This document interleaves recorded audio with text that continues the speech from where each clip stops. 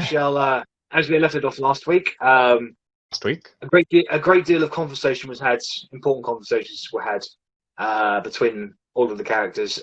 Futures were decided, new paths were taken. Revelations were made, and old wounds were salved. When morning came, Talion was already up first. He could hear the approach of the enemy. And he dashed off into the currently whirling snowstorm that wasn't affecting you in your area, probably because of Steve and Unity's presence having a more positive effect on the local environment. Whilst you guys were tense and ready for it, you could hear the sounds of battle had already begun in the mist, and you instinctively start firing some ranged attacks out in there. You don't know how many of them you took down, but you know you feel like you took down a few. Until eventually a Sir Dorian, what's his last name? So I can't see his behind Bellatrix. Yeah, Sir Dorian Haydens approached you guys through the mist, taunted you a bit before retreating, and then pressed forward with his force, his particular force, to try and get you guys. The battle has been long and hard. You've been able to take down the majority of their pawns. You've been able to take down their mage Aethgar and one of the Valgoras. And when things were getting a bit tough, that's when Talion was able to arrive and is now distracting Gonk of the Hill Giants, who is a mutated hill giant to disproportionate sizes, with two archers riding on a shooting platform on his back. He currently has. Let me just check. You can see the back of him now. You can see the rocks that he carries in a backpack. Only has a limited supply. Looks like he's only got 2 rocks left before he's got to start picking them off out of the earth, or going to retrieve the ones he's already thrown. So let's us jump straight back in. So, Arrabella, you're up first. Okay, so I'm going to use my action to disengage, and then I'm going to fuck off over to here. I think that's 25. Yeah. Yep, so you disengage as your action. Yep, and then I'm going to bonus action neck one of my healing potions, which is 2d4 plus 4? That's right, 2d4 plus 4. Thank you. So it's 2d4 plus 2. Am I wrong? Oh, yeah, 2d4 plus 2. I was thinking the greater healing, my bad. So that's 9 hit points back to Arrabella. And then that's me. Okay. It's the Valgora's turn. Oh. Right.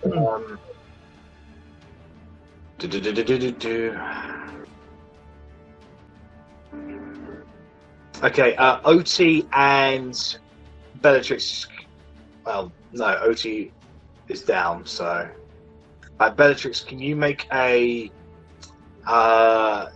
strength saving throw, please? Yes, I get advantage. Yes.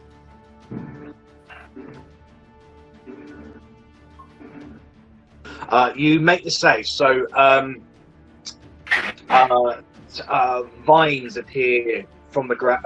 Icy-like vines appear from around the ground, and they start wrapping around you, Bellatrix. You were able to get the vines off you and break them apart. However, Otti is wrapped by these vines. She's considered restrained. Okay. She automatically fails because she's unconscious. That was his turn, and he is going to take a jump towards Unity and land there. This guy here is going to make all 3 attacks against you, Loic. Oh. So, plus 7 to these. 14 to hit on the bite. 14 hit you? Yes. Yeah, I mean, it's highs, but doesn't an attacker win? Yes. Yeah, no, if I meet your AC, that means that's a hit. So this is 2d6 plus 4. So that's 10 points of damage against you. Ooh, my goodness. Then he follows up with a fist. That's a miss. So he bites you into it. You're able to get away from his mouth. He brings his fist down. You're able to dodge to the side. However, another fist is coming along to clock you across the face. That's a hit. That's could go down on this one. That's 7 points of damage against you as you're punched across the face, almost taking you off of your feet. But that's his turn over. Alright, it is the Lion. So he's done all of his second level spell slots. He's got a few first level ones left.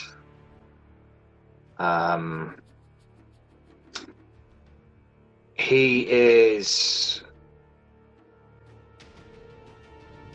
Bellatrix, can you make a wisdom saving throw, please? Yes. No, it's on advantage. 13. 13. That's okay. That's alright. So he, as you're looking around at all the enemies around you, wait for the next person to come to strike at you.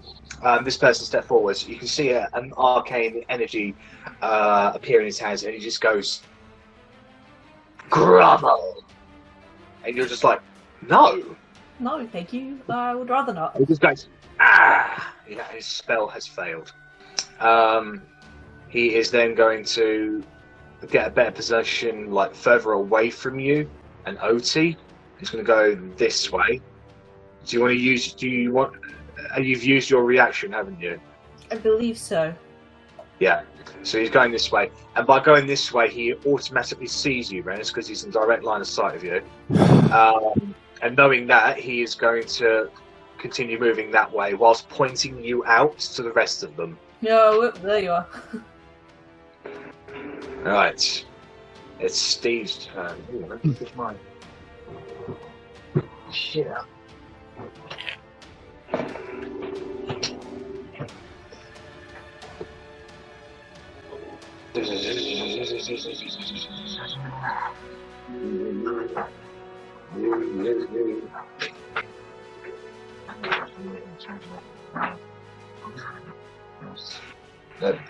Okay. Alright, so Steve is well, it's not much he can do, so he's going to come up to you, Korgrin, and he's going to start healing you. Ooh. So it's 2d8, is that right? Yeah, 2d8. So you're getting 12 HP, and then he will continue, he's quite hurt, so he's going to continue galloping this way. And he's going to basically just stay there and just try to regain some hit points for a little bit. Okay, Otti, can you make a death saving throw, please? Well, success. At the end of your turn, Steve is going to use a legendary action. And he's going to start healing himself using all of his legendary actions. So he gets 12 hit points back.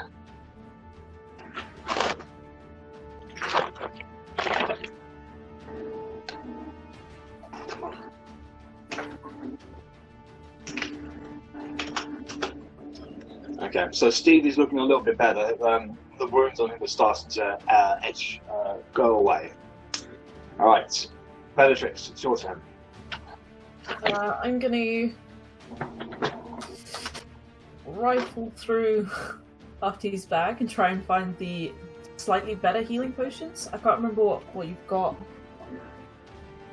in the community chesty thing. So I've got 5 greater and 3 supreme. Superior. Superior. Yeah. I'll use one of the greaters. 4d4 plus 4. Do you want to roll that for me? Because I'm crap at doing these rolls. Or is it 4d4 plus 4? Mm-hmm. Yeah. Yeah. Let's do that. 4.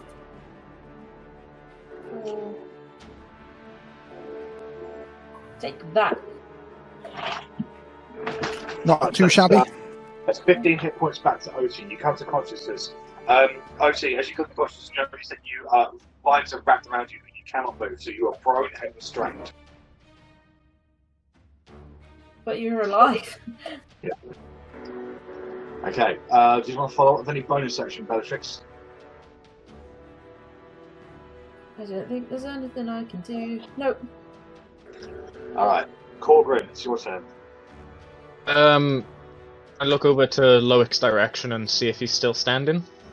Barely, I'm wobbling. Okay, wobbling will have to do for now, unfortunately. Right. I would like to target that rock, and I would like to cast a first level guiding. Nope. Bonus action. I'd like to cast Spiritual Weapon, and I'd like to have that. Where are we? Hammer? Yes, please. Like that behind that bugbear. Yeah, that's one of the weaker looking bugbears. Fantastic. And we would thus like to make a Melee spell with attack. it. Mm-hmm. Go ahead. That is a miss, unfortunately. Just Fair a enough. miss. So Weezy just ducks his head underneath it. And then, as my action, I would like to Guiding Bolt first level the rock. Okay, make a ranged spell attack, please. That's a hit. Roll damage. D6. Okay. So 12 points of radiant damage. As you cast that, you immediately turn back to him. You've been twisting your hands and call upon the faith of the power of Moradin. And a beam of light arcs from your hands, spreading across the battlefield. Hits the rock in the side. You can see he creates a large sort of hole in his torso, where it's now bleeding profusely from that explosion. It's looking pretty hurt now. It's just sort of struggling just to stay on its feet. It's just sort of looking around desperately and wildly, thinking, what is it going to do? What's the next? What can it do at the moment? However, it is lighting up, so the next attack against it is at advantage. Mm-hmm. And then I would like to take one step forward as well. It's my turn. Righto. It is the rock's turn. Right. Nope, they don't get their spores back. This guy, however, he is going to move here on his feet, so he's not going. Yeah, he's going to move there. So Unity, Loic, and Arrabella, can you guys make Constitution saving throws, please? Let me roll for Unity. Oh. Unity's alright. Arri, you fail. So a screech emanates. Oh, and this affects Toby as well. Can you get Toby to make a Constitution saving throw?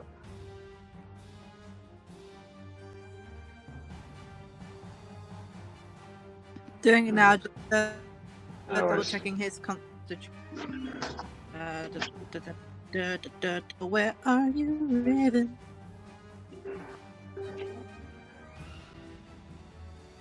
Come on.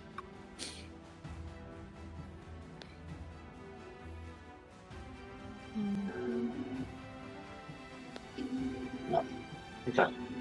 -1. Great. Alright. Dead. He has 1 hit point. So Unity covers himself in a holy aura that shakes off the negative effects of this screech. However, Loic, Arrabella, and even Toby, to an extent, you are all overcome with this sense of petrification. You're all stunned. The stunning will last until the end of that rock's next turn. So that is his turn. This rock in the air here, just going to have a look around. He's going to fly down towards you, Verity. So he's going to get with it. He's going to hover above the ground, but he's going to be within range to make all 3 attacks against you. So he's about 5 feet off the ground at the moment, but he's on par with the ground essentially. And he's going to make 3 attacks against you with his beak and talons. +7 to this. Oh, I'm fucked. So that's 16. 16 to hit. 17, and Well, that's all. so 12 misses. So you dodge out of the way of one of the attacks, but the big reaches forwards and clumps down onto you. That is going to be 2d6 plus 3. That's 10 points of damage against you from the beak. And then the talon comes down onto you. And that's another 11 points of slashing damage against you. Okay. That's 21 points of damage in total. I am at 2 hit points, but that's fine. Everything's fine. We're good. At the end of your turn, Gonk is going to make his legendary action.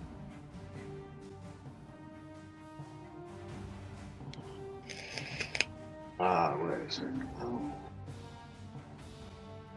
So he's going to get a rock. He's going to throw it at Talion as the archers focus on him. That is a hit against him. So Talion, whilst he's been dodging out of the way from most of these attacks, one of the rocks gets him in the leg, and he's hit with 2 arrows into his arm, and he rolls over to the side, a bit of blood edging down from his arm. So he takes the arrows out, and he goes to knock another arrow. So that is 37 points of damage against him. That did hurt him, actually.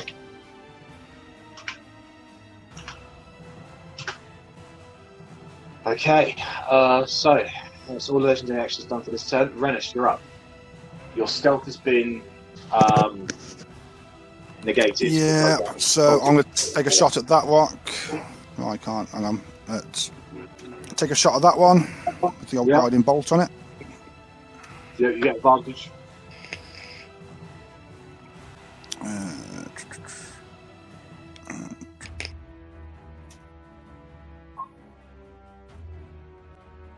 Fuck off.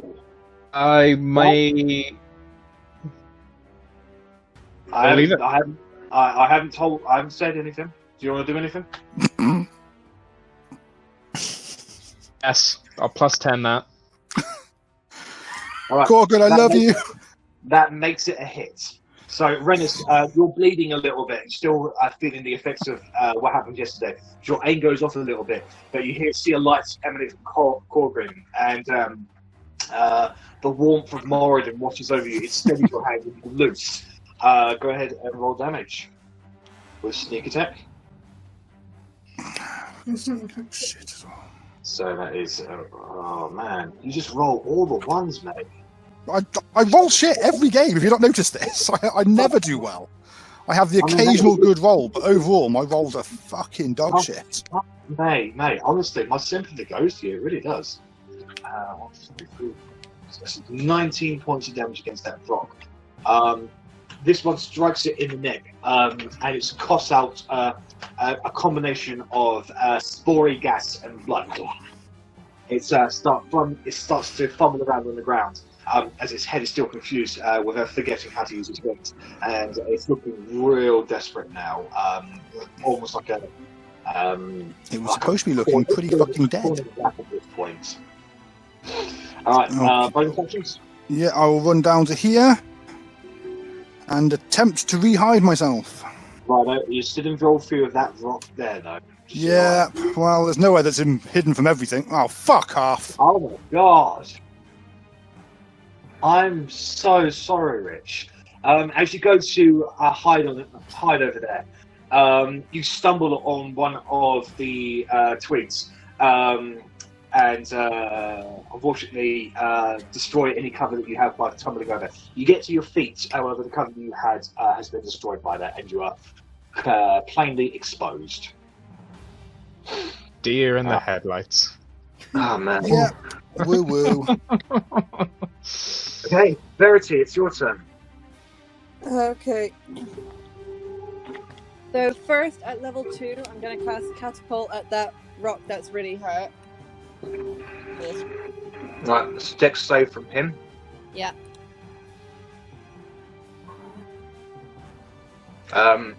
Plus 14 save.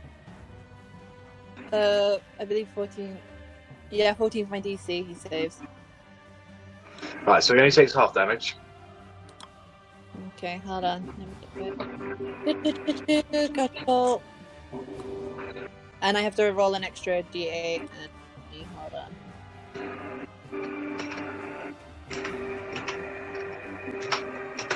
Oh, that's shit! You didn't roll damage, right? No. Yeah. Cast that as well. Yeah, click the catapult underneath it. That's the one. Okay. So 13 plus 8. Half. 1, 2, 3, That's 4, 6 5. 3? 10. There's 21 points of magical bludgeoning damage, isn't it? Or is it just regular bludgeoning damage? I believe it could be magical. I do not know. No, because you're just flinging things at him, so it will be regular bludgeoning damage, unfortunately. Okay. That does hit him. So that does not. It hurts it, but it doesn't have the effect that you were hoping would. It seems to resist most of the non-magical attacks from it, but it's definitely on its last feet now. It's very, very. 2 sorcery points to cast a fireball at it. Yep. Okay. For quicken spell. No. Go ahead and make a range attack. Oh, that's a miss, unfortunately. You follow it up, but it just moves its head out of the way and blasts into the glacier behind it. Did you want to move anywhere? Well, in a second. Oh, no, I can't. I'm melee, aren't I? Yeah. Yeah. No, we're good. Okay. Alright, it's the bugbear's turn. So, the bugbear by you, Korgrin, is going to go in to attack you. That will be a miss. And then, Bellatrix, you're going to get 2 attacks on you. Okay. They have a +4 to that, so 15 to hit you. That hits. Right, and then the second one. I'm assuming the +2 that Steve gave me has gone down.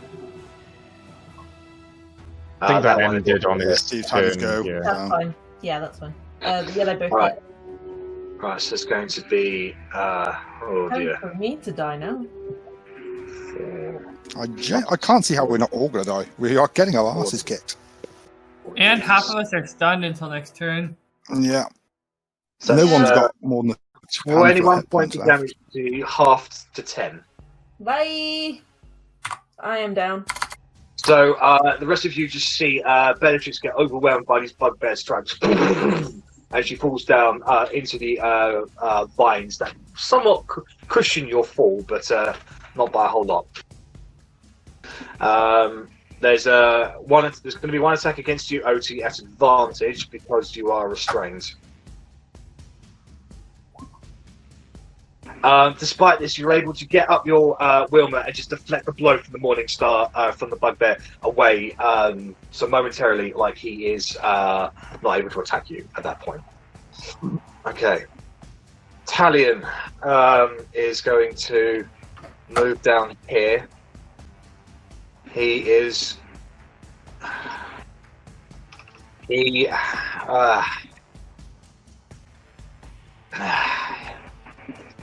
going to make his attacks against the bugbears, but going to be at disadvantage because of the nature of his bow, and he's declared an enemy, and as such, until that enemy's dead, all attacks against other creatures are at disadvantage. But he wants to take down those bugbears. He needs to get them off of you.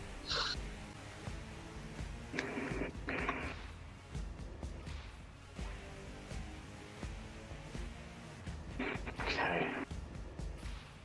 Just making sure. Yeah, there we go.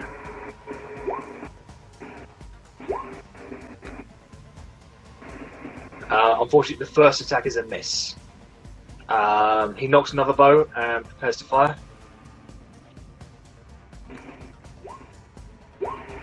That one is a hit. So with that, the arrow goes through the back of the skull of this bugbear here, and he falls down to the ground. Lands just beside you, Bellatrix. And with that, he's going to keep his eyes on Gonk and move back there a little bit. Okay. Loic, your turn. I am stunned. Yes, you are. So the end of your turn. That's it. All right. It's Unity's turn. He gets his legendary actions back. Shit. What will Unity do?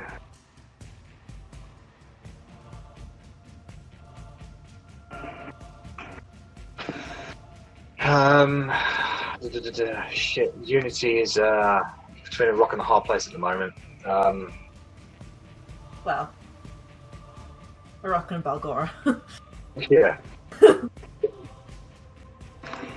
Alright, so what he will do is he's going to take the opportunity attack from one Balgora, and he's going to move 5, 10, 15, 20 to get himself a head start, so that Balgora makes the opportunity attack. That's going to hit him, so it's 1d10. That's 4. So that's 10 points of damage against Unity. As Unity gets punched in the side of its face as he starts running. With his horn down, he comes charging towards the Balgora that is attacking Loic.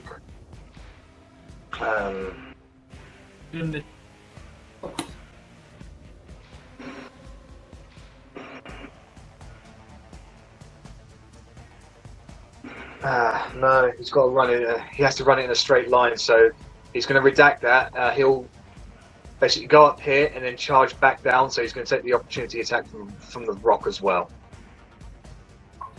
14. Yeah, that will hit him. 2d6. Plus 3 on that. So yeah, Unity will take another 10 points of damage from the beak of the rock as it clamps into him, but he's able to run away just in time.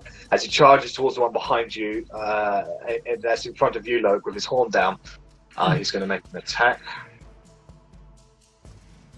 He's got +7 to this. Yeah, that's going to hit him. So, because he charged 20 feet in a straight line, the Balgora is going to take extra damage. So it's going to be 3d8 instead of 1d8 plus 4. 1, 2, 3, 4. So that's 23 points of damage against that Balgora. On your side, Loic, you just see this magical unicorn just come piercing through the chest of the Balgora. It just goes. Doing something to help. Unity starts wrestling around with it before withdrawing his horns. He reaches up to sort of boot the Balgora in the face. That is also a hit. 2d6 plus 4. And with that, he clumps the hooves down onto the face of the Balgora, into the face, and uses his horn to keep on jabbing into it, and a divine energy pulses out of him that causes the entire Balgora to burst into holy blue flame before disappearing into ash. Nice. And with that, he's going to get between you, Loic, and the rock. So this Unity is now stepping in front of you, and he's going to use his body as a shield against any potential enemies at the moment, but he has his legendary action back. It is Gonk's turn. Gonk is going to... Oh shit, I forgot. I have to move all of them.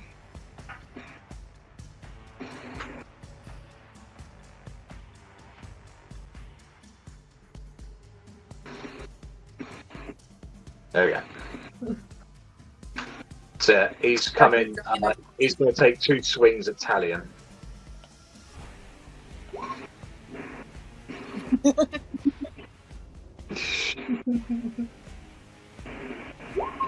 Hit. And that is also a hit on him. Oof. 32 points of damage against Talion as he gets crushed underneath 2 great club strikes from Gonk. Talion is able to crawl away, but he looks pretty hurt from that. Like his moves are more sluggish now because of it. With that, the 2 archers, seeing you fumble, Rennas, they're going to take 2 ranged attacks against you. +4, so that's a 12 to hit you, Rennas. No, that misses. And then 20 That to hits. hit. That's 8 points of damage against you as you get struck by one of the arrows in the shoulder. The one say that Talion is bloodied. Yes. He, Strong boy. Yeah. damn, he thick. Unity is going to use his legendary action. 60 feet. Let me just check.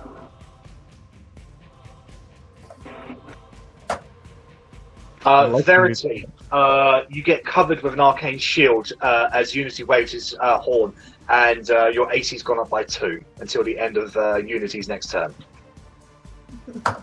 Maybe I'll survive. Who knows? Probably not. Alright, Sir Dorian.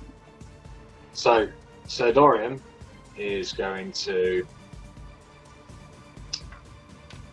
Bellatrix, you're down, aren't you? And Otti is awake, so he's going to make 2 strikes against Otti at advantage because you're prone and restrained.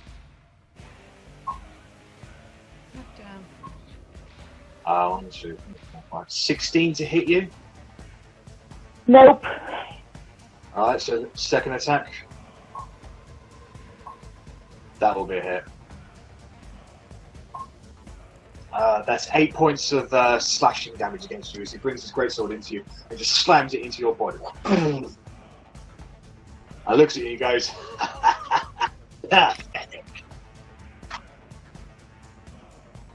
okay, that's Sir Dorian's turn. Arrabella, it's your turn. I'm stunned. You are, so that is the end of your turn. It's the Balgora's turn. This Balgora is going to look around. And he is... Korgrin, can you make a strength saving throw, please? Can.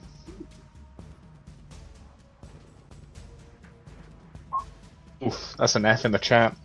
Alright, so vines erupt from beneath your body and they start wrapping you. You are restrained as he casts Entangle on you and he moves in on you. But that will be his turn there. Gotta catch these hands. That's what I'm just gonna do. Okay. Right, so that is his turn. It is the occultist's turn, Occult Fanatics. He is...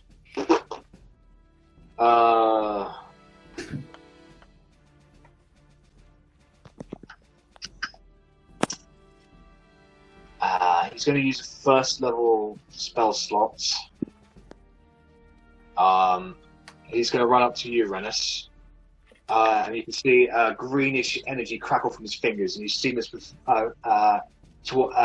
he did this once to Otti and caused a lot of damage, and it was coming towards you to do it to you. I'll just say bye now. No, you see it coming, and you whack his hand away, causing the energy to sparkle into the snow, creating a small little pocket mark where it explodes. You can get the sense that would have been very devastating if it hit you. Yes, I definitely did. At the end of his turn, Gonk's going to use 1 legendary action out of his 2. Yeah, doesn't need to make the disadvantage because that's a natural 1. So Talion sees the great club coming, and he jumps over the club itself and does a roll into the snow, gets back to his feet. Okay. Alright, it is Steve's turn. Shit, now Steve is... He's going to rush over to Verity, and he is going to heal Verity. That's 8 hit points back to you, Verity. And you hear in your mind, "Get on!" I am up! Get on. No, get on. Get on. Ride him! Yeah. He wants you to ride him, essentially. I'm gonna ride a fucking unicorn, bitches! Okay, For no one. right. It is Otti's turn. So, you are prone. Can you make a strength check, please? I'm not going to... If this was a saving throw, I'd say if it's a disadvantage, but it's a simple strength check against the Balgora's DC. Actually, no. That Balgora died. So the vines actually wrap away anyway. So they actually wither and die. So you are no longer restrained. And because of that, I want you to have 5 hit points back because I've been attacking you at advantage under the thing you have been restrained because of it. So to give yourself 5 hit points back, that was my mistake, and I apologise for that. But yeah, so you are prone though. Okay, so I'm gonna stand up. I'm going to hit this guy with Wilma. Yeah, make an attack roll.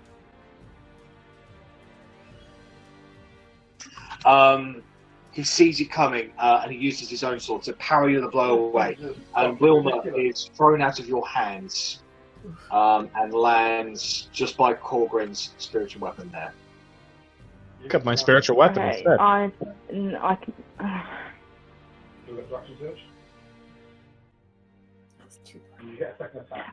get the second attack. Can I give Bella a potion with my second attack, please? No. Yeah.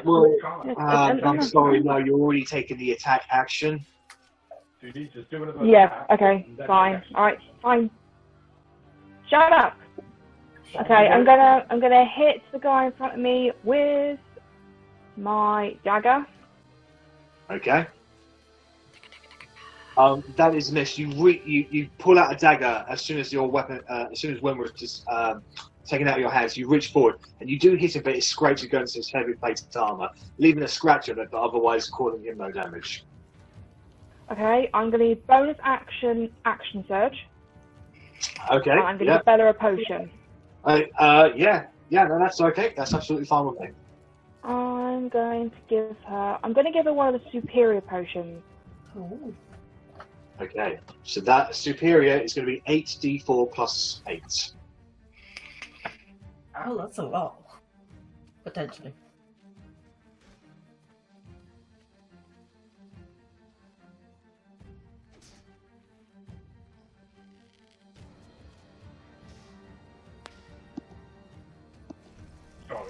Sorry, do you want to stop talking to me in the sideline? Could you roll out, Bella? Because I'm rolling really shit. Okay, 8d4 plus 8. That's right. That's not bad. That's 23 hit points back to Bella. Give you a weak thumbs up. That's a lot of not damage. Alright. At the end of your turn, Otti, Steve is going to do a legendary action, and he's going to heal himself again. Okay. Do I get another bonus action on the end of action? You do get you do get another bonus action. No, Okay, hold on. that's what we were arguing about. That's what she was shouting at me about. We're not sure. Action surge doesn't cost anything to do, so it doesn't cost a bonus action. That's only second wind. Action surge is just something that happens. Yeah. So you still have The original bonus action. Yeah. Okay. No, because right. Okay. Then yeah. Can I bonus action pick up my hammer? Just move over there. Yes, I would say that's okay. However, you will get fucking Jesus. Nice, and you'll have to go to that square to pick it up. That's how it works. So you take a cat or shoot on both of them. So I'd say maybe. No, only one because I'm not leaving the other one per space. You would if you went on the square off your. So Steve is looking a little better now. He's the majority of his wounds is disappearing. So Right, what are you done. doing with the bonus action, Verity? I'm done. I'm done for now. Okay. Righto. Okay, so Bellatrix, it's your turn. You are conscious, but you are prone. I am going to. So I'm gonna get up. Use half my movement to get up. I'm gonna, whilst I'm not raging, cast Cure Wounds on myself. Okay. Which was my spellcasting ability? Charisma. Which is plus 2, so it's plus 5, 1d8 plus 5.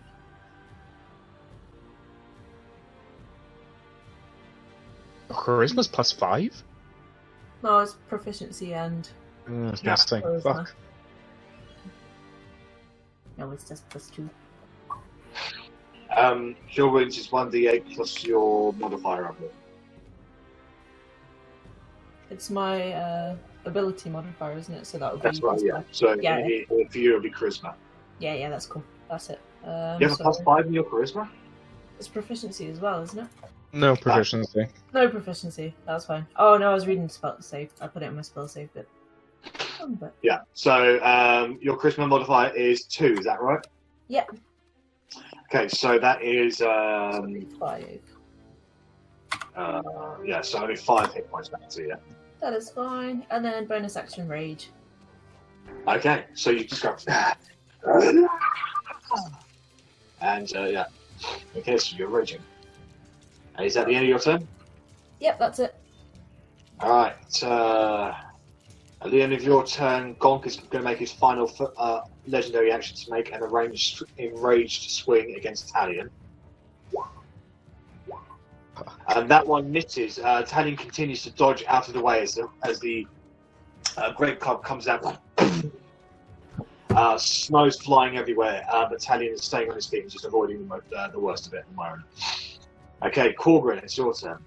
To break... and a Balgora in front of you. Yeah, to break free of the vines, what is that? I know it's strength saving throw. Is that my action, or is that... let me just check. It's not a saving throw, it's just going to be a check against that guy's DC. Okay. Where is it? You can use an action to make a strength check against your spell, against his spell save DC. So it would be an action. You are restrained during that time. To start off with a bonus action. Bonus action, I'd like to move my hammer down to there, please. Sure. And take a swing at the bugbear. Okay. Some shit. That is going to be a miss, unfortunately. Whiff. Just ducks underneath the load. In lieu of a strength check, this is kind of mad. You can attack, but it'll be a disadvantage. Okay, that's fine. I'd want to establish if a Balgora has immunity to necrotic damage. Go ahead and make an intelligence check. Shit. You don't know. Fuck it, we're doing it. I'd like to cast second level inflict wounds on the Balgora, and depending on the roll, I will plus 10. Right. How many times can you do that now? Just one more time? That's my second time, yeah. So that's it. Go ahead and make an attack roll at disadvantage, please, or spell attack at disadvantage. Alright. What are you going to do?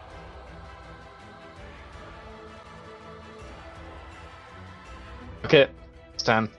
Do it. Yeah. It's plus 10 to it, so make it to 24. That will hit it. So go ahead and roll damage. We gon' do big damage.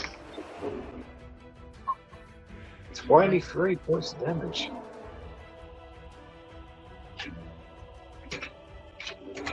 Okay, so fighting against the strength of the vines, you reach forward and are able to grab onto the oncoming Balgora coming towards you and unleash a wave of necrotic energy into his body. You can see all the wounds he has just opens up and you are sprayed in bluish, blackish blood. Almost creating like a fountain where you are. It covers the bugbear as well, and the nearby tree. And when the spell ends, he's swaying on the spot and falls down to one knee. He's still alive, but barely. I really fucking hurt him. Bastard. Alright. So, that's your turn. There's me done. They don't get their spores back. Okay, so 1, 2, 3, 4 for the top one. This guy is gonna squeeze past everybody. Look, Toby can have an opportunity attack if he wants. Oh, Toby! Through the eye! It TKOs him, I swear to God. No, Toby's stunned, so no, you can't. Oh! Oh, you gave it and you pulled it away! Sorry. Being unstunned by the end of my round. No, it's to the end of the Brock's turn. So at this point, Loic and Arrabella are still stunned. God damn it. That. Broken as shit, yeah. I mean, his strength is -4, so I doubt he So that just means that the attacking roll against Loic is going to be at advantage. Love that. He's gonna, yeah. So we'll see what happens here. But the beat's coming down to you, Loic. So that is going to be 19 to hit. 2d6 plus 4. That is 8 points of damage against you. I am down to -3. All right. The Then first time I'm unconscious. the next attack is coming up at advantage. That is also a hit. Loic, you fail a death saving throw instantly as it's going in for the kill against you. Oh.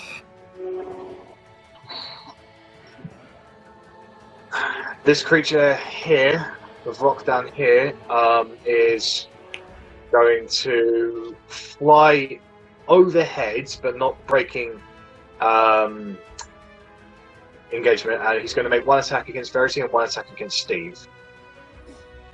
So the beak is coming towards you, Verity.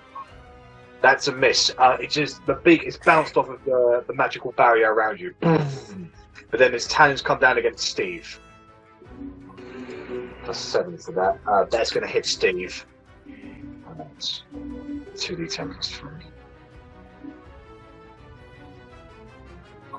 That's 10 points of damage against Steve. He takes a slash and more silver blood oozes out of him.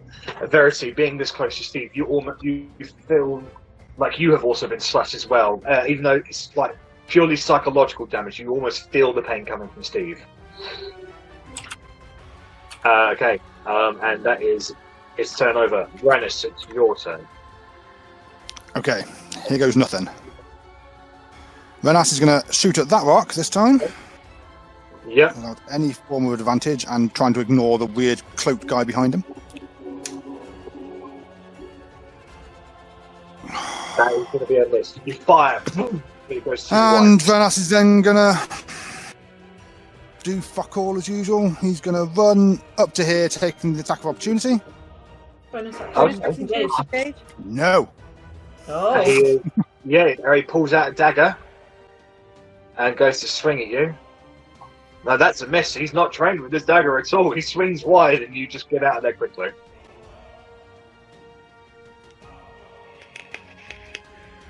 So you get up to the bridge. As you're speaking, I can't hear you, by the way. Sorry. I get up to that and I hide from the few people that can't see blatantly where I am. Alright, so that'll be on Bellatrix's side. Yeah. And that's me. Yeah, no, that beats their passive, so only the cultist and the rock can see you. If the cultist spends an action pointing you out again, your stealth is ruined. Yeah. Alright. An action? How did he use an action on it before when he'd already cast a spell against Bella? No, he didn't use an action. I'm saying if he points you out again on his turn, that will break your stealth. It doesn't take an action to point someone Oh, out. sorry. I thought that's what you just said. Sorry, my fault. Okay. Verity, it's your turn. Okay, I'm gonna hop onto Steve's back because. Okay. Just go ahead and make a general dexterity check for me, please. I mean, it's +2 to dexterity. It's not so. You barely meet the DC because Steve is helping you with this. He's willing and able. So you're side saddling it for now, but you are now. I just kind of like flopped on top, like. This is fine. You are hoisted up on Steve. So if you want, you can direct Steve. He's got 40 feet of movement. So your movement is now his movement. Okay. Not for now. I'm just at this dude. Yep. I'm gonna do a guiding bolt. Guiding bolt. Okay, go ahead and make an attack roll. Is that marking off my spells? If I don't do it now, I'll forget. Oh yeah. Listen. That's a hit. Go ahead and roll damage. 9 points of radiant damage. How do you want to kill that one? Yay! Oh, damn the advantage, dude. That's what I was trying to do, finish him off so I could hide over by you guys, but obviously I missed because I suck. Yeah.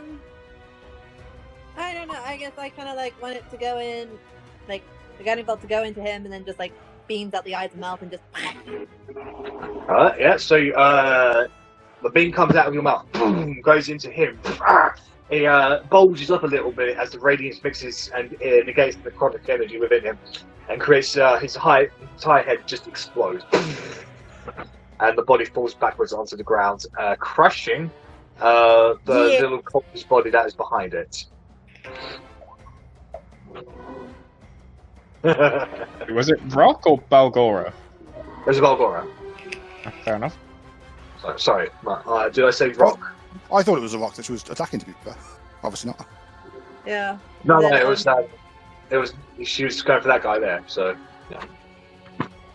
Balgora. Okay, do you want to move anywhere, Verity?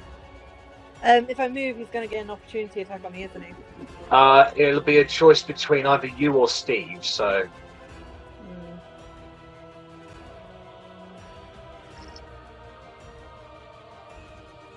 I don't know. No, I'll just stay put for now. Alright, stay put, okay. Alright, it's the bugbear stand. So the bugbear's looking a little intimidated that the big things are starting to die. One attack is coming against you, Korgrin, as he continues his assault. Saying an advantage this time, bitch. There's going to be one attack against Otti. That is also a miss. You use your other weapon to deflect the blow against him. There's going to be one attack against Bellatrix.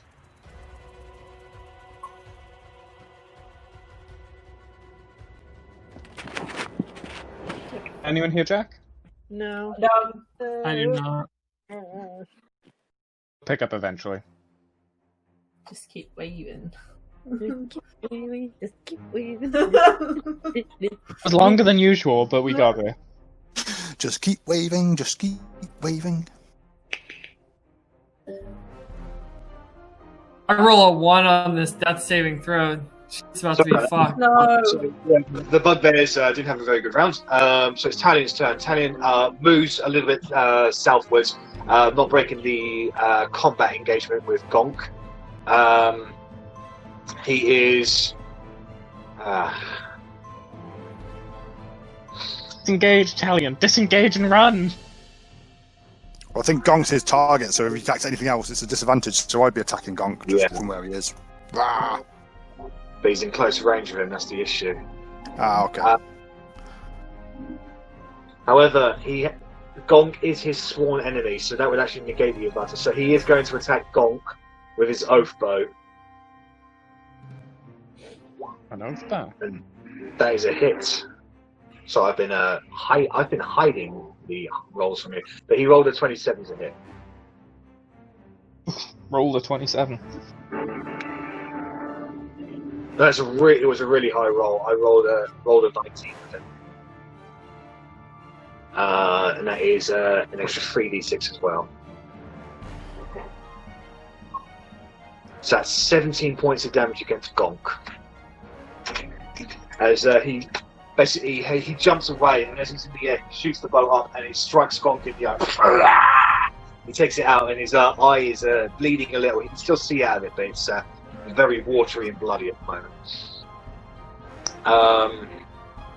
Yeah, that's Talion's turn there. Loic, it's your turn.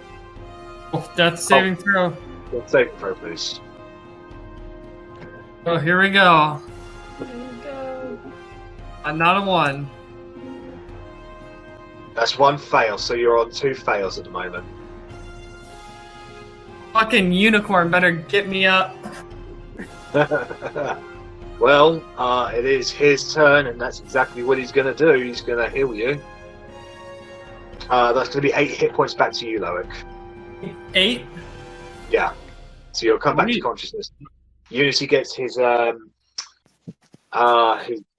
actions back. Verity, your +2 has now disappeared for your AC. Mm-hmm. Right, it's Gonk's turn. Gonk is going to continue his attack against Alien. Hit and a hit. Gonk does use Bonk.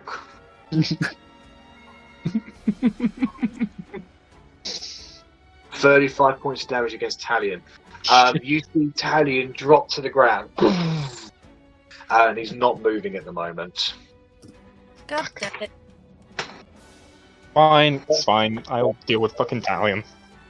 Rennas blames Talion entirely for this entire fight, so Rennas is ignoring Talion and letting him die. Talion's about to get the hands after this. Saved our fucking lives. Yeah, so Gonk's going to raise his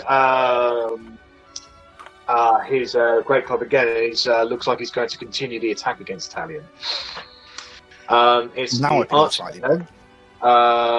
The archers are going to take 2 shots at Otti. +4, so 15 is a miss, and that's also a miss. You see the arrows coming. You just using your heavy shield. They just bounce off of your armor, not your shield, your armor. It's Dorian's turn. Dorian is going to continue his assault against Bellatrix. Yeah. That's a 14 to hit you. Miss! Ah. And that's also a miss. So you using your glaive, you deflect his blows away. He's continuing to try to continue the attack against you, using his skill and his training. However, he's in your recent weeks of fighting, you've picked up a few tricks as well, and now you're seeing the moves that these people are using against you, and you're able to counter on your own. Experience is now talking for you instead of raw despotism. Alright, at the end of his turn, Unity is going to make a legendary action. He is going to heal himself for 13 hit points. Okay. Right, Arrabella, it's your turn. You're no longer stuck. Is the rock still not flying, or is this like literally the last one, or was the last? This is the last round. So after he takes his turn, he can fly again. Okay. I'm going to attack him with my staff. Okay, make an attack roll. Unfortunately, that is just a Can I use inspiration? Yes, you can. Yes, you can. And what is that? You can re-roll the d20. It's basically just giving yourself advantage, really. Oh, this is going to go terribly wrong. Still get another attack. That is a hit. Roll damage. There we go. Oh, no, wait, never mind. Balgora. Oh, does he still have my mark on him? No. No, you went. Did I not bring it back when I came back to consciousness? No, you didn't specify. Okay. Because if he did, he would have the stolen bones on him, so... No, that's fine. I thought I had, but whatever. You strike him with the staff. It hurts him, and he recalls from the pain, but it doesn't look like it hurt him as much as you thought it would have. Okay, well, I'm gonna do it again. Second attack, no worries. That is a hit. Roll damage. 4 bludgeoning damage. Okay. How do you want to kill it? I want to smash its fucking head in.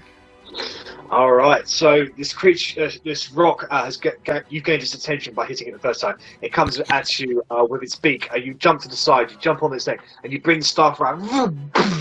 And you hear a sickening crack that is its skull from the strength of the blow.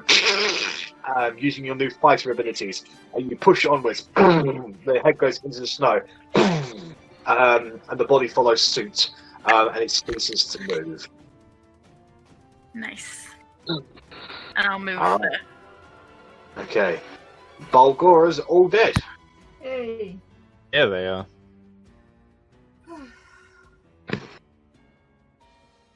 feel like I just deleted somebody I shouldn't have.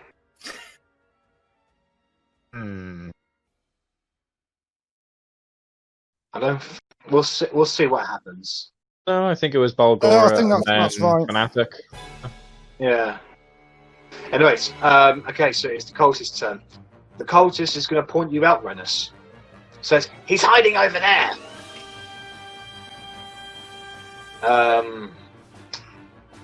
He's going to use his last first level spell.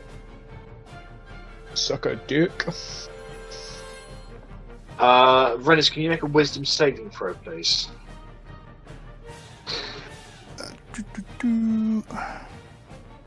-1 to that. Sorting it. That just meets his DC. Wow. As he's pointing this at you, you see him cast a spell, and he says to you, "Halt!" And you're just like, "No." Fuck you, cultist! He's like, "Ah!" He's now reduced to cantrips. At the end of your turn, Gonk is going to make a legendary action. He's going to continue his attack against Talion. He has advantage, but his legendary action gives him disadvantage, so you're going to be a straight up roll against him. That is a hit. You see Talion briefly stir, and the red card comes down onto his back. Talion looks not good. Okay. Steve's turn. So you can direct Steve wherever you'd like to go, Verity. Do you want to be repositioned anywhere? If not, he'll just he'll take movement by himself. I don't really want to be anywhere in particular. I'm just scared that if we break combat, he's gonna go out. The rock's gonna go after Korgrin. Yeah. So this rock is actually looking quite healthy. No. Corgi's got AC and HP. Give me just a moment. Let's have a look. There's a few tricks up there, Speeds. I'm just seeing what else you can do to it. Calm emotions.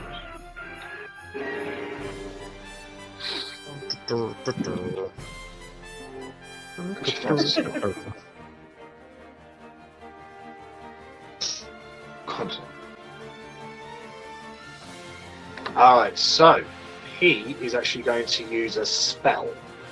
A second level spell in a 20-foot radius sphere centered on himself. So he will go here.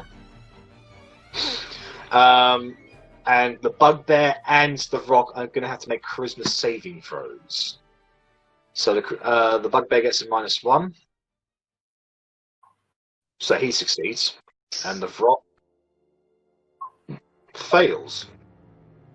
So the bugbear is too consumed by bloodlust. Korgrin and Verity, however, you sense a calming presence coming from Steve, as a wash of bluish energy waves out of him around the ground and upwards. It washes over the rock, and whereas it was going into begin its attack, it's like, and now it seems to like. Whereas it was before, it was consumed by bloodlust and some sort of form of rage. Now it just seems to be rather indifferent towards you. I know what this fucking spell is because I've got this spell. Yeah. Yeah. It's calm emotions. That's what you just did. Mm-hmm. Dig it. So, okay. So that is Steve's turn. Otti, it's your turn. Okay, I'm going to Thunderwave this guy here. Okay, that's a Constitution saving throw. It is a... Hang on, I've clicked it.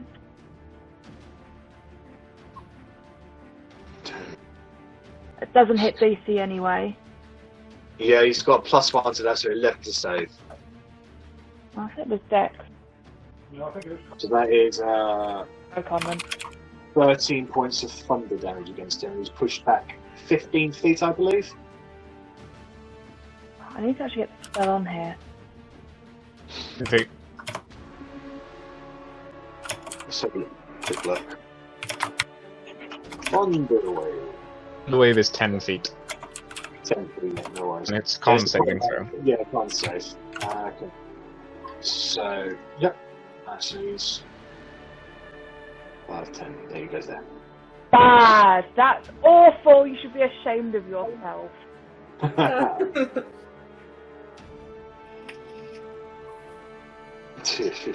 So, just put the damage to that guy. Yeah, this guy hadn't actually been hurt yet, so. So he's blasted backwards and he falls prone. He coughs out some blood. As everybody can hear a massive coming from Otti. There's a thunderous clap image of echoes in a 300-foot wide radius. Okay. And I'm going to bonus action second wave, which is D10. Right. Righto. So you get 5 hit points back. Plus fight level. Yeah, Fight level, yes. Yeah, 11. 11. Very good. So, at the end of your turn, Steve is going to use a legendary action to heal himself. Not good. Steve gets back 6 hit points. Okay. Bellatrix, it's your turn. Okay, I'm gonna attack Nightface. Okay. Dorian. Where's my... Oh, I can't. I have to roll it manually. 20 plus 6.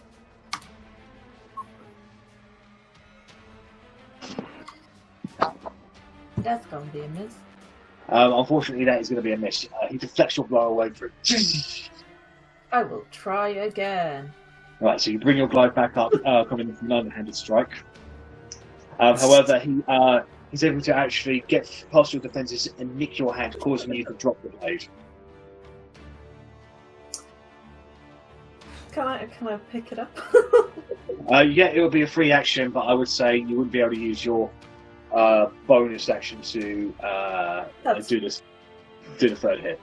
Yeah, I'm just gonna pick it up and just look disheartened. Oh. Okay. Do you have any other bonus actions you'd like to do? No, that's it. Alright. At the end of your turn, Gonk's going to use his last legendary action.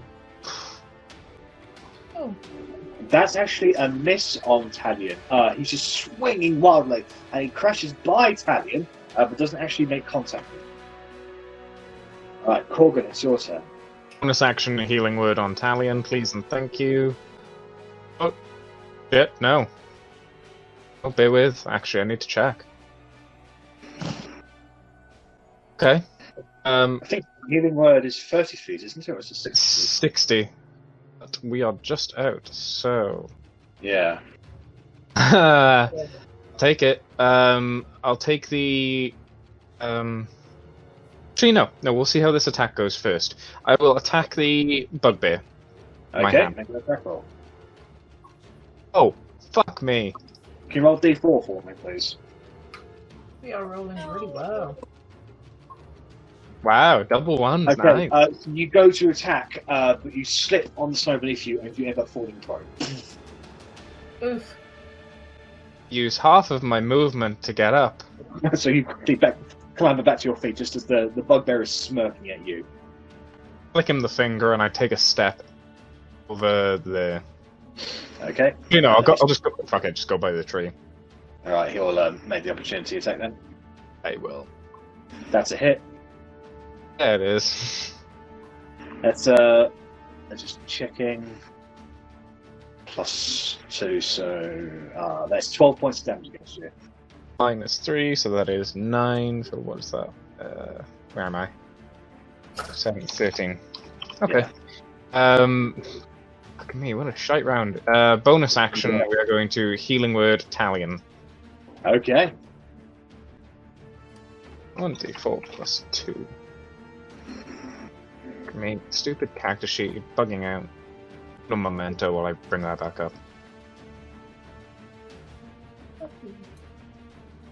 Here we go. Healing Word. Spellcasting is +2, yeah. It is the better numbers. Not great, but... You shout forth a divine providence from your throat, filled with Morgan's voice that carries across the air and reaches into Talion's fingers, and you see him briefly staring on the ground over there. Fine with me. He's live. It is the Rock's turn. Let's not get his spores back. He is going to come in and he's going to attack Steve. He's going to use all of his attacks against Steve. Not Steve. That's a hit. I thought he had calm emotions still on him. Oh yes, he is. So, if that is the case, the Rock is just going to fly around. He's going to go up by 30 feet and go over here. He's going to circle around a little bit. Let me just check out calm motions.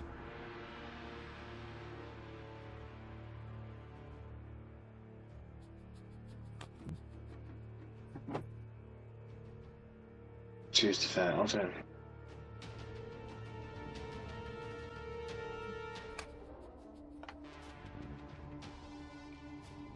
Okay, so it's not intelligent enough to see the other creatures here as its friends, just things it shouldn't kill.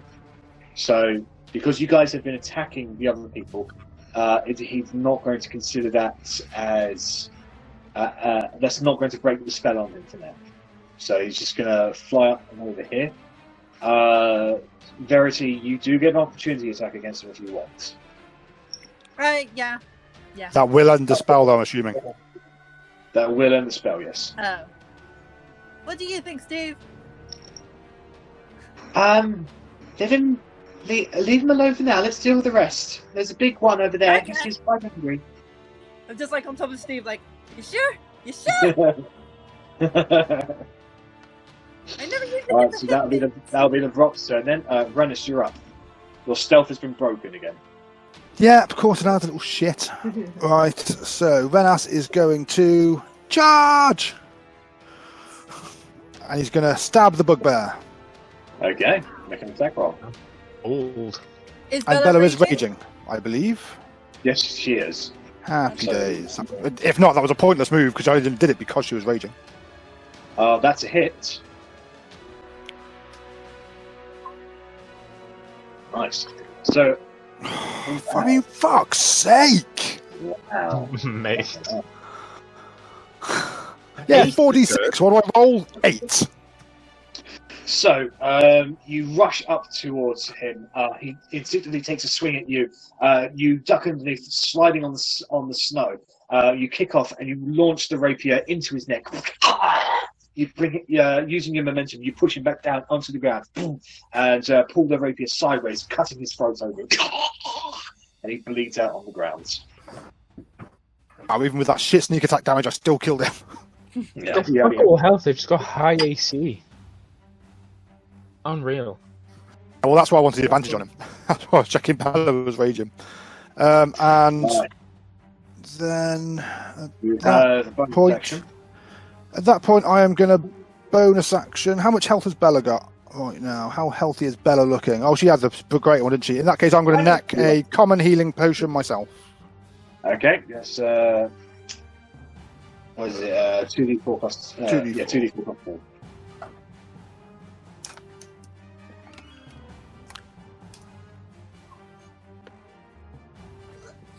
So that's 9 points back to you.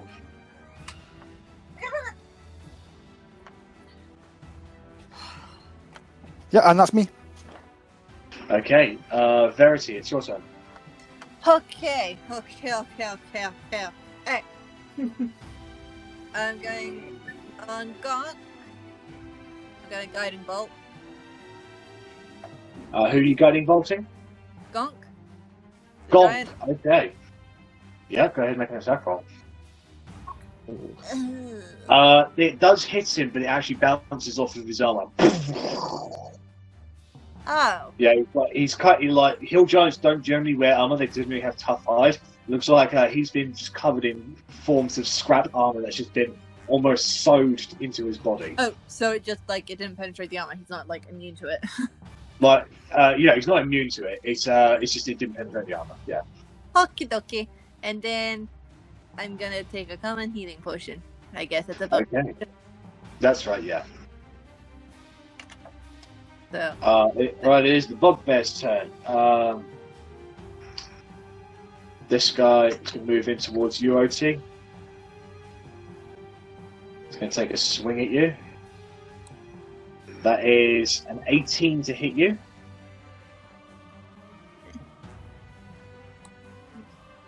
Does that hit you, Otti? Yeah, that hits. Righto. That is plus 2. That's 12 points of bludgeoning damage against you. He strikes you across the side of the head. Ow. This bugbear here is going to attack Steve. That's a hit. Oof. That's 15 points of damage against Steve. Steve is looking really rough again. When I saw someone in the back of Arri's camera come to the door, the last thing I expected is Arri's head just to pop back up. I had no idea she was there. Alright, that is the bugbear's turn. It is Talion's turn. Talion's going to get to his feet. And he is going to take the disengage action this time. He is going to retreat over to here.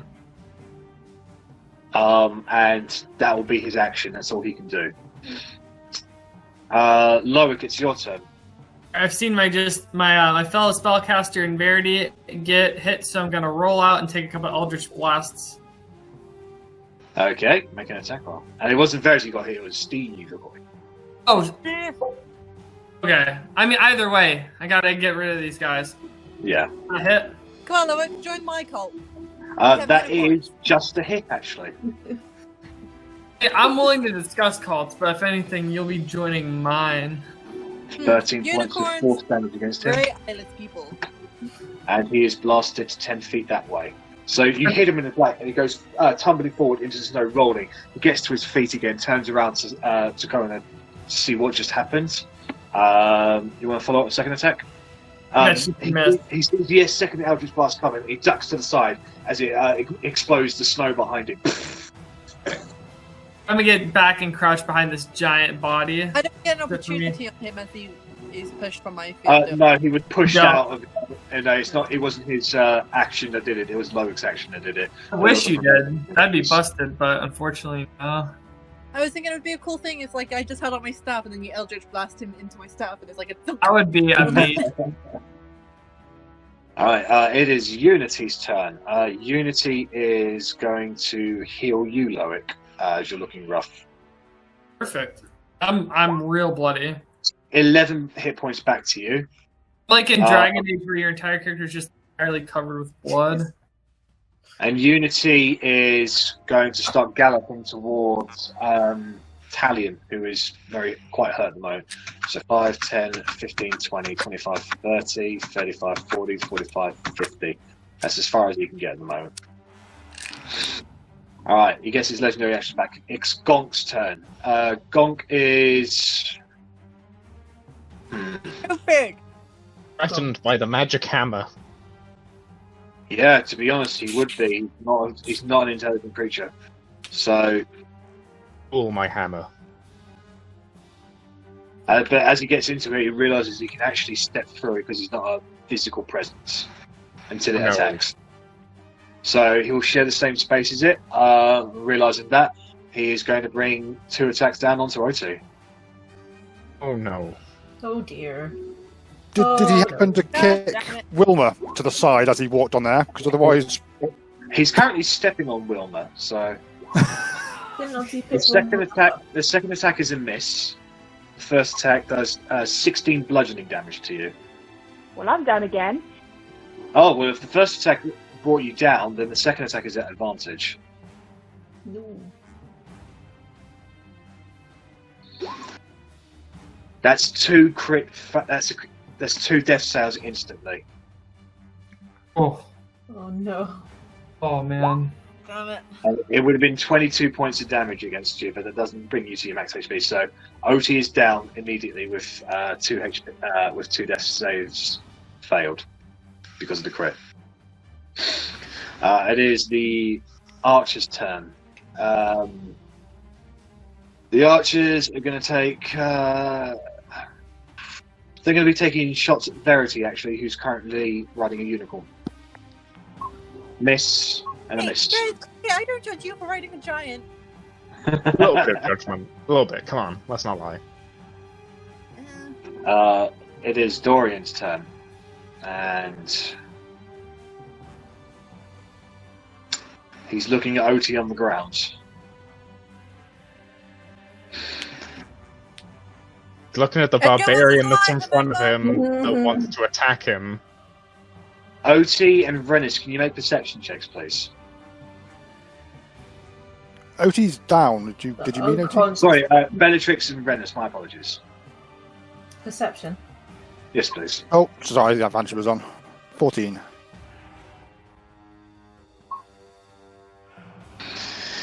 You can see Dorian hesitate. Almost as if he feels as if someone's watching him. Yeah, it's me. I'm looking right at him. And he brings his blade onto Bellatrix. So there's 2 attacks against you. Hit and a hit. So it will be 4d6 plus 6. It's 23 points of damage, halved to 11. As he continues skillful blades, it gets past your defenses and cuts you twice across the chest. It's Arabella's turn.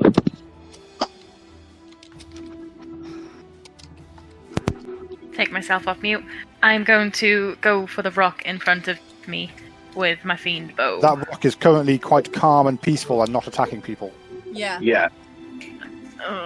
He's He's like currently flying away. Okay. I will head down this way then to there. And I should be close enough now. Yeah, I will go with my fiend bow against Gonk then. Okay. Go ahead and make an attack roll. Well, we are... Yeah, so we're leaving this as it now. I forgot to put in a non-magical fiend bow. So that's fine. That brings it down to 21. And I'd get a +2 anyway, because I'm a fighter. So it's still 23. So, there could be Verity. There could be.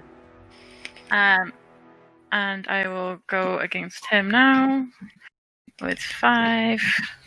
Always feels so weak when they're not a fiend.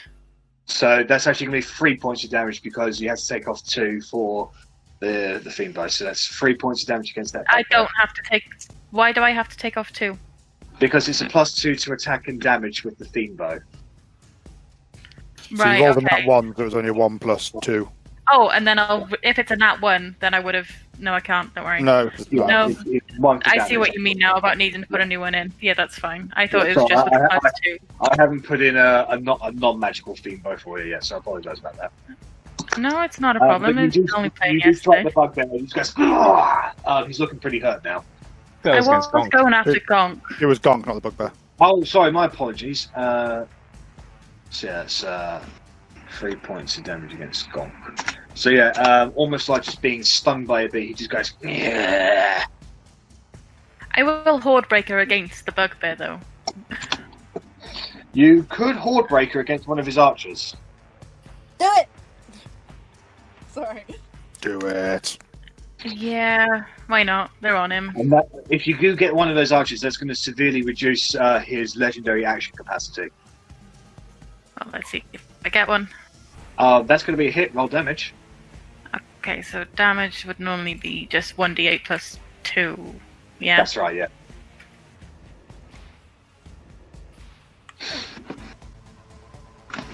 Rolling the dice. ... Oh, there we go. It's a spice to meet the ball. So you fire one shot. And you see a brief opening in the shooting parapets that the archers are on, and you take that. And you get this one straight in the eye, and you see him fall off of Gonk and collapse down onto the ground with an arrow in his head. Nice. And then I'll use my second attack to go for the other archer. Okay. That's actually going to be. That's a hit actually. That does. He doesn't have very high AC when he's targeted specifically. Oh wait, no, it's not, because you have the -2 for that. So sorry. I don't, because I got a +2 anyway, because I got my fighter for archer. But there's a +2 for the magical effect of the Fiend Bow, which gets a +2 to attack and damage. I'm gonna have to as part of the look into modifier. this probably. So that's actually but what she's saying is her fighter archery class is the same as that +2 to hit. Yeah. So we take away the +2 from the magic of the Fiend Bow. There's 2 +2s in there though. Yeah, the first one's Dex. Yeah. So where's the proficiency +2 come from? Plus Dex, plus archer, plus fighter, plus proficiency. No, you are right. Oh, my apologies about that. Damage we have to take off 2, but to attack it actually works out the same. So with that, you do hit the archer, but he's fucking hurt, but he's actually still alive. And that's it for my round. It's got 1 hit point left, little bastard. Yeah. Sneeze on him. Throw a snowball. It is his turn.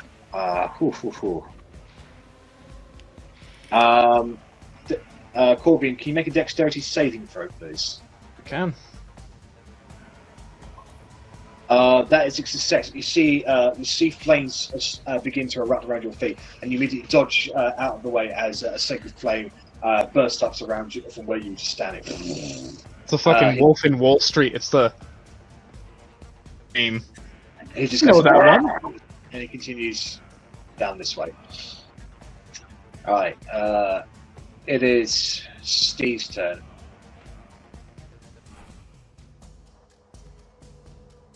Can Steve make it to Otti? Yeah, Steve is 5, 10, 15, 20, 25. And he's going to heal Otti. That's 12 hit points back to Otti. So she survives today. And Steve gets his legendary actions back. I'm just looking at Otti down from Steve, like, imagine how cool this is going to be when I have a cape doing this. Otti, it's your turn. Okay, I'm going to stand up. Yep. And I'm going to... I'm going to be really pissed off that this guy's now on top of my hammer. Wilma, are you okay? I can't believe you're underneath this big guy's foot. Ow! You hear the hammer say. Aid, is that you? I'm going to Burning Hand. But I can't remember if Burning Hand is a cone. Yeah, it's a 15-foot cone. If it's a cone or a cone, because in theory It's a 15-foot cone, and you can, from where you're standing, you'd only be able to target one creature. No, you'd probably actually be able to target the leader guy. I can either get, you can get the leader, and you can just get Gonk, because it goes here. thick. Oh, where is it? So from here. Boy. Yeah, so you would get Gonk doing it from there. Okay, Burning Hands then. Alright, so it's 2 dexterity saving throws. They get Dorian has no bonuses. It's 8 to save, he fails, and then Gonk gets -1. 15 to save from Gonk. How do you hit the tiny man and miss the giant? Because he's Yeah, just getting the outskirts of Gonk, that's why. Fair enough.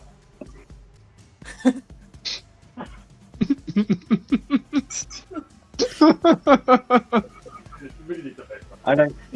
Yeah, so. The tap of my dummy thick-ass cheeks gave away up.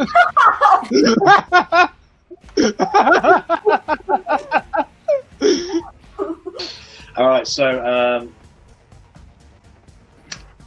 For some reason, I don't know why you roll the damage twice. Yeah, we're just trying to fix that now. We have this conversation every time she rolls it, and she thinks she's fixed it. I'm going to have to go to the first roll, which is going to be 9 points of damage against Dorian. And then half as much to Gonk. So, -9 to Dorian, and then Gonk gets -4. So yeah, Dorian is engulfed in the flames, and when the flames die away, you can see his armor is singed, and he's got lots of burn marks across his face. He just goes. Okay.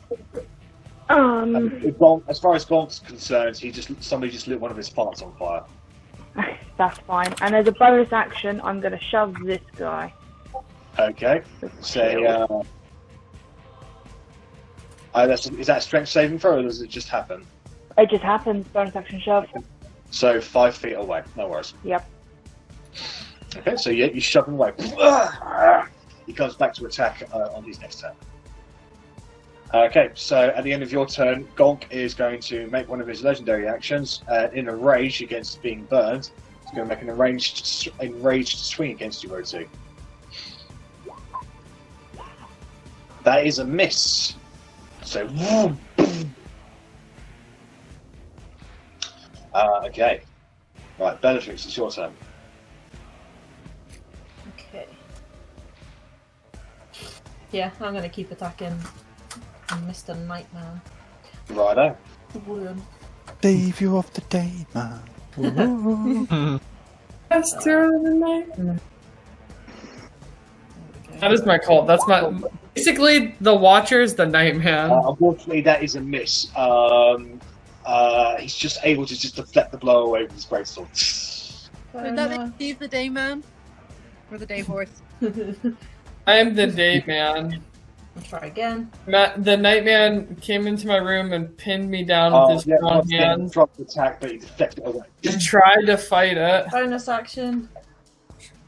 Again. 3 attacks against him, he's deflecting all of them. Try harder than that. Alright, at the end of your turn, Unity's already made his legendary actions this turn. So, Korgrin, it's your turn. Stippity step, wickety whack. Actually, no, it's Steve who can use his legendary actions. He's going to use his legendary action to fucking heal himself because he's fucking hurt. It's 13 hit points back to Steve. With that whack though. And he whack. And batter up. That is a hit against the you have several of his teeth out. He stumbles a bit, and he falls down to one knee, and he looks on his last legs, essentially. Oi. Just stop leaving things on 1 hit point. Yeah, apparently. Bonus action, War Priest feature, take another swing. Okay. Ugh. You spin around to bring up another blow, and he sees this one coming in, and just dodges to the side. Can't fucking finish anything off. That's my go. That's action, bonus action. I'll take another step there. Nice. The rock gets his spores back. He is going to continue flying away. Fly around happily, but now with poison. He is going to come down to the ground, and he's interested in the combat happening around him. You get the feeling that by watching this, it may start to agitate him a little. Right, Rennas, it's your turn. Okie doke. Rennas is going to step to there and take a stab at leader guy. Make an attack roll. At advantage because of Bellatrix. That's what I'm trying to select now, but my thumbs are too fat. That's a hit. Roll damage. Okie doke. I will be performing non-lethal damage.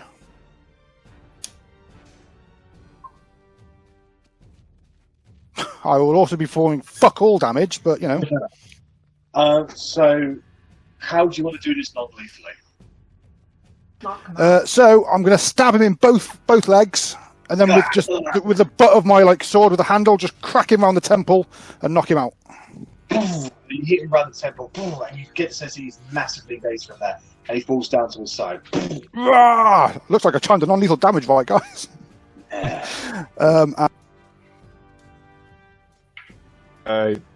Anyone hear him? Sorry, I'm going to move down to here. Sorry, can you hear me? Yeah, sorry, it was me. I muted while I was moving. I'm going to move down to here and attempt to hide. Where were you standing here? Yes, I moved up to there. Yeah, no worries. Just and then so with 1 and then 1, 2, 3, 4. Move down to I there. just want you to be aware, Gonk has got 10 feet of range, so he can get the opportunity attack against you. He's gonna smack you. Okay, well I moved anyway, so I guess I'll Okay. I'll let him try it. It's a hit. 19 bludgeoning damage against you. I mean that hurt quite a lot. 8. And then I'm going to hide.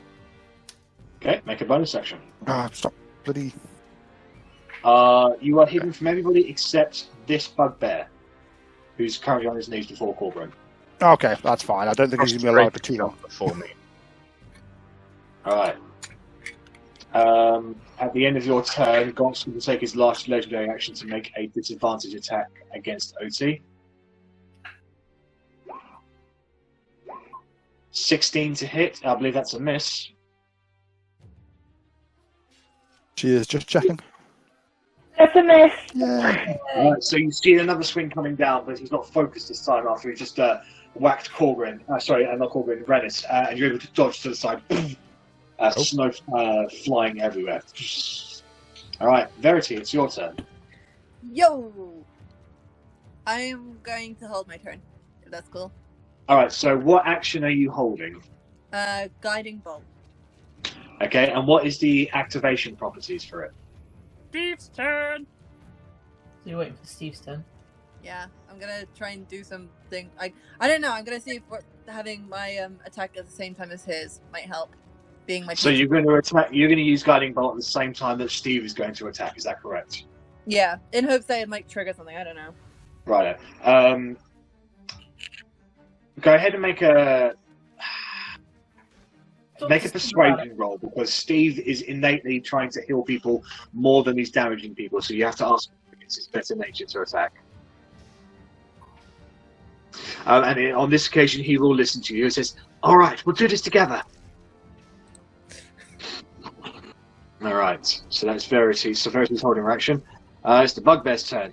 The bugbear, before you, Korgrin, is going to come up and take a swing at you in final desperation. That is 21 to hit. It beats it. +2, so that's 11 points of damage against you. Question. Is the damage that high? If I may ask. The 2d8 seems quite large. For a bugbear. Yeah. Because bugbears get 2d8 +2 for their damage, because they have got Brute. A melee weapon deals 1 extra die of its damage when the bugbear hits with it. It's included in the attack. Fair. Wow. So what was the damage? 11, yeah? You just got rules lawyer, bitch! I did. I was trying to figure it out myself, but I couldn't. 11 damage, yeah? Yeah, that's right. 2, 8, so that was 39 on 5, okay. Okay. Alright, this bugbear here, and the bugbear is also recognising what Rennas is doing, and he's going to point you out to everyone. I thought it was the one by Korgrin that was the only one that could see me. Yeah, and after he's done that attack, he's also pointing out, saying in Goblinoid, so only the other bugbear can understand him, as he's the only one who's... Okay. Otti speaks Goblinoid as well, doesn't she? No, I'm just Orcish. Oh, okay, no worries then. So with that, bugbear is going to, sensing a weakness, he's going to move in to attack you, Rennas. Sees you there. +4, so that's a 15. Oh, I think that is my AC, which is... No, that just yeah. hits you. That is 7 points of damage against you. I've got 1 health left. Ooh. Alright, so that's the end of their turn. Talion is going to make an attack against Gonk. That's advantage. That hits him. Along with another 3d6. So that's 19 points of damage against Gonk. This one gets Gonk in the throat, and you can see he's now bleeding profusely from there. Gonk, whilst enraged, looks like he's slowing down from fatigue and injury. He's looking very hurt now. Stop bleeding on Wilma! Loic, it's your turn. Alright, I'm gonna crawl out from these 2 lovely corpses and try to target the Ooga Booga, targeting Right there, righto. That's a hit. You don't have to roll damage. Just lobbing that 1 Eldritch Blast just as he hits Korgrin. He gets hit and struck in the back, and he falls down onto the ground with a burned, singed back, burned, singed into his back scar from the explosion of the Eldritch Blast, and ceases to move. Then I'm gonna further skitter around and target this one by my buddy Rennas. Righto. He's looking hurt as well. That one is a miss. This one just blasts against the tree that they currently both by. Crawl back under the corpse, and that's it for me. And with that, I will say the Vrock is now enraged again and wants to get involved in the combat as he's just seen 3 attack actions in a row. Oh no! Whoops. Okay, it's Unity's turn. Unity is... Sorry, Korgrin. He's going to keep on galloping towards Talion. And he's going to heal Talion. But not a hell lot. 5 hit points back to Talion. Alright, and that's Unity's turn. It is Gonk's turn. Gonk is... Oof. He is going to bring his hammer down onto Otti. He's getting frustrated not being able to hit Otti that much. And it's a miss on the first one. Hit on the second one. Otti takes 12 points of bludgeoning damage.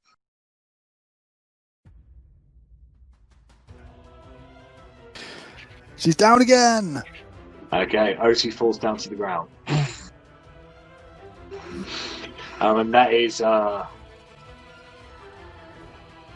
Gonk's gonna just take a step to here, and sorry, I forgot it. Yeah, there, that way. He's still within range of you, Bella, so yeah, he doesn't get that. Okay, at the end of Gonk's turn, Unity is going to make a legendary action. Rennas, a blue shield starts emanating around you. Your AC's gone up by 2 until the end of Unity's next turn. Yay! Alright, the Archer's turn. The Archer he's going to take a shot at Verity. That's a miss. So the arrow just goes straight by your face, Verity. Dorian is as you guys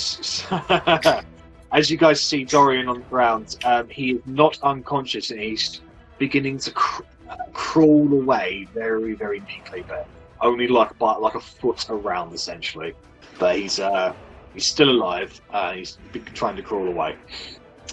Okay, Arrabella, it's your turn. Okay, I'm going to move. I did measure it, but I've forgotten how far away I'm able to get already. I'm going to move my 25 feet away. And I'm going to go after the Vrock with my bow, because he's now enraged again. Yeah, that's right, yeah, go ahead.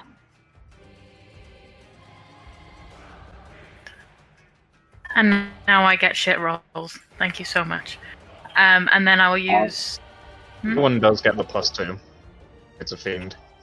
Yeah, so that brings Yes, it it up to does. 13. Which I still don't think is enough. That's still a miss on the rock, however. The arrow just goes wide. Boom. And your fire resistance is still up, but your hit count has gone back down to 0. Upsetting. And then I will bonus action use my last spell slot at level 1 to put Hunter's Mark on him. Okay, so he is now Hunter's Marked. And I will go again. That's a hit. Roll damage. Right, okay, so this is 3d8 plus 2. That's right. +2, +2, so +4, and then do Hunter's Mark damage as well. So yeah, 3d8 plus 4. That's right, yeah. 3d8 plus 4, and then 1d6. And I'm just going to get rid of my last spell slot before I forget. 22 points of magical piercing damage against it. As it screeches out in pain from that. It's not flying at the moment, so it will make the strength saving throw against you. I believe that's 13. It has a +3 to that, so... Oh, it's DC 12 as strength. Okay, so it resists being knocked prone from that. Yeah, okay. That's your turn. It is the Colossus' turn. Korgrin, can you make another dexterity saving throw, please? As he once again casts Sacred Flame at you. Ooh, he's hot on his feet. Oh yeah, you dodge out of the way. Nimble dwarf ever. He comes over to here as he's just casting a spell. It's basically kind of like a spell off between you two at the moment. I'm gonna beat the shit out of this cultist. Alright, so at the end of your turn, it's Steve's turn. Okay. I'm imagining the attack he will do would be melee, right? Yes. So what I'm hoping is that whilst we're 10 foot away, to cast the guiding bolt, so then he has advantage as he goes in.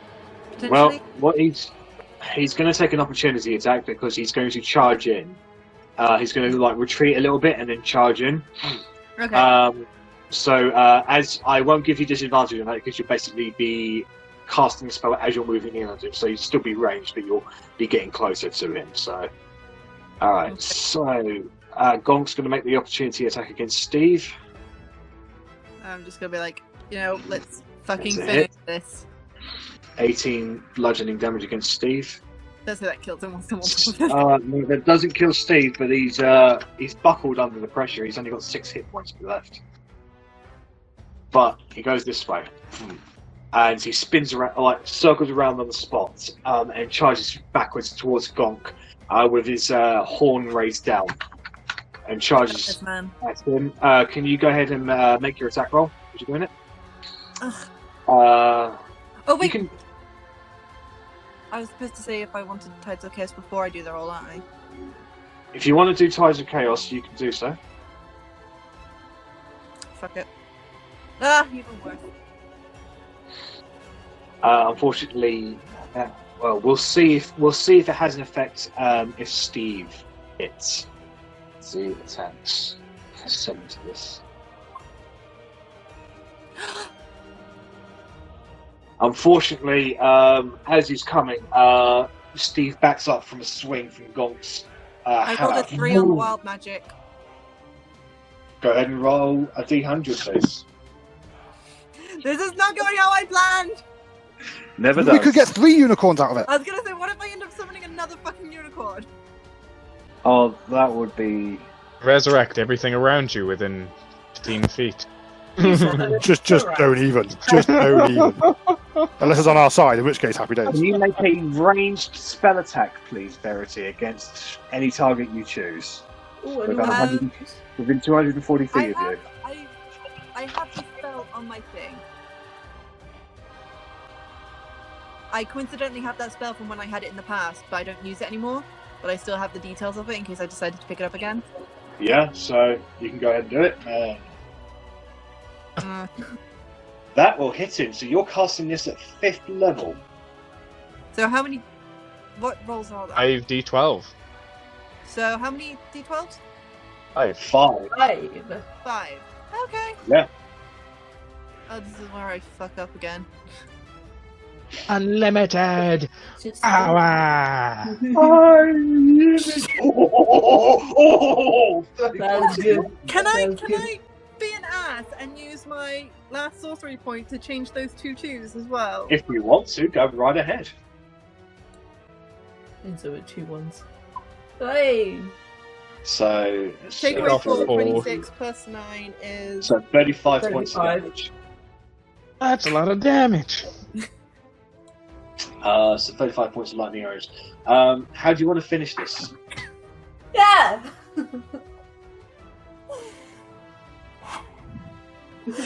I just want to be like charging in on a unicorn, surrounded by lightning, destroying this thing. Alright. Like snowstorm Okay. in the blizzard, just... That is epic. Okay, so you charge in with Unity.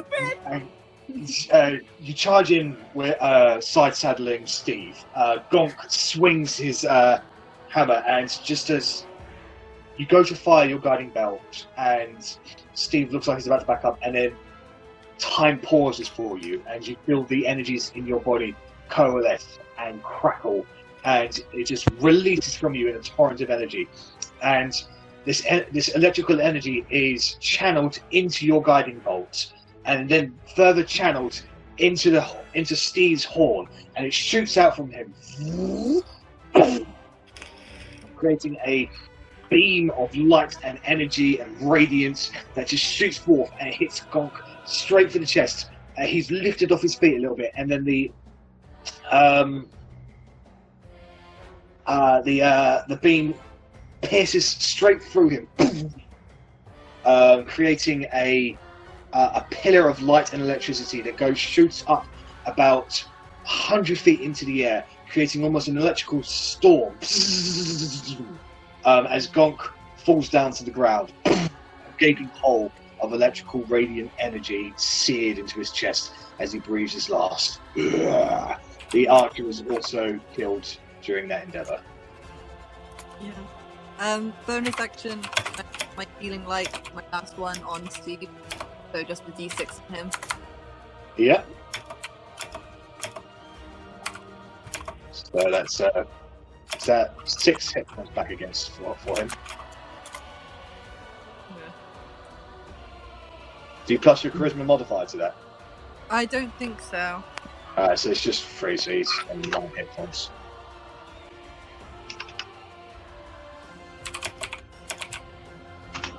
Okay, so yeah. Alright. So, that ends Steve's turn, and he gets his legendary actions back. Otti, you can go retrieve Realma now if you want. He's currently stuck between Gonk's dead toes. Not from her unconscious state, she can't. Oh yeah, can you make a death saving throw, please? Yes, it was Loic. I think Loic dipped out. And Talia and Loic. Please get this death saving throw, Otti.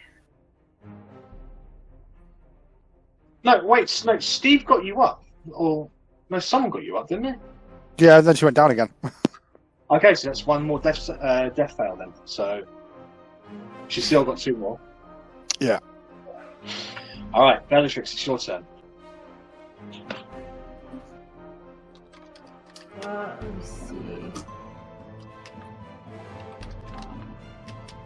I'm gonna... I still have common health potion, so I'm gonna give that to Otti. Gonna get Otti up.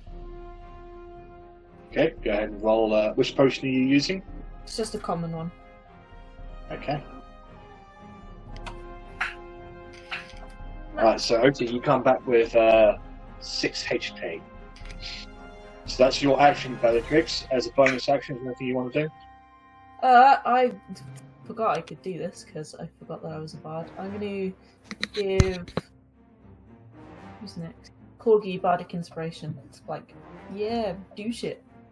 Nice. So, Korgrin, you look over to Bellatrix and she's doing an interpretive joke dance for you.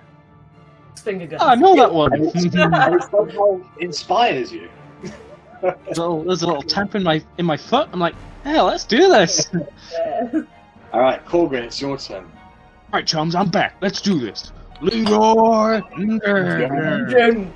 Oh, Verity's going to. Steve's going to use his legendary actions to heal himself.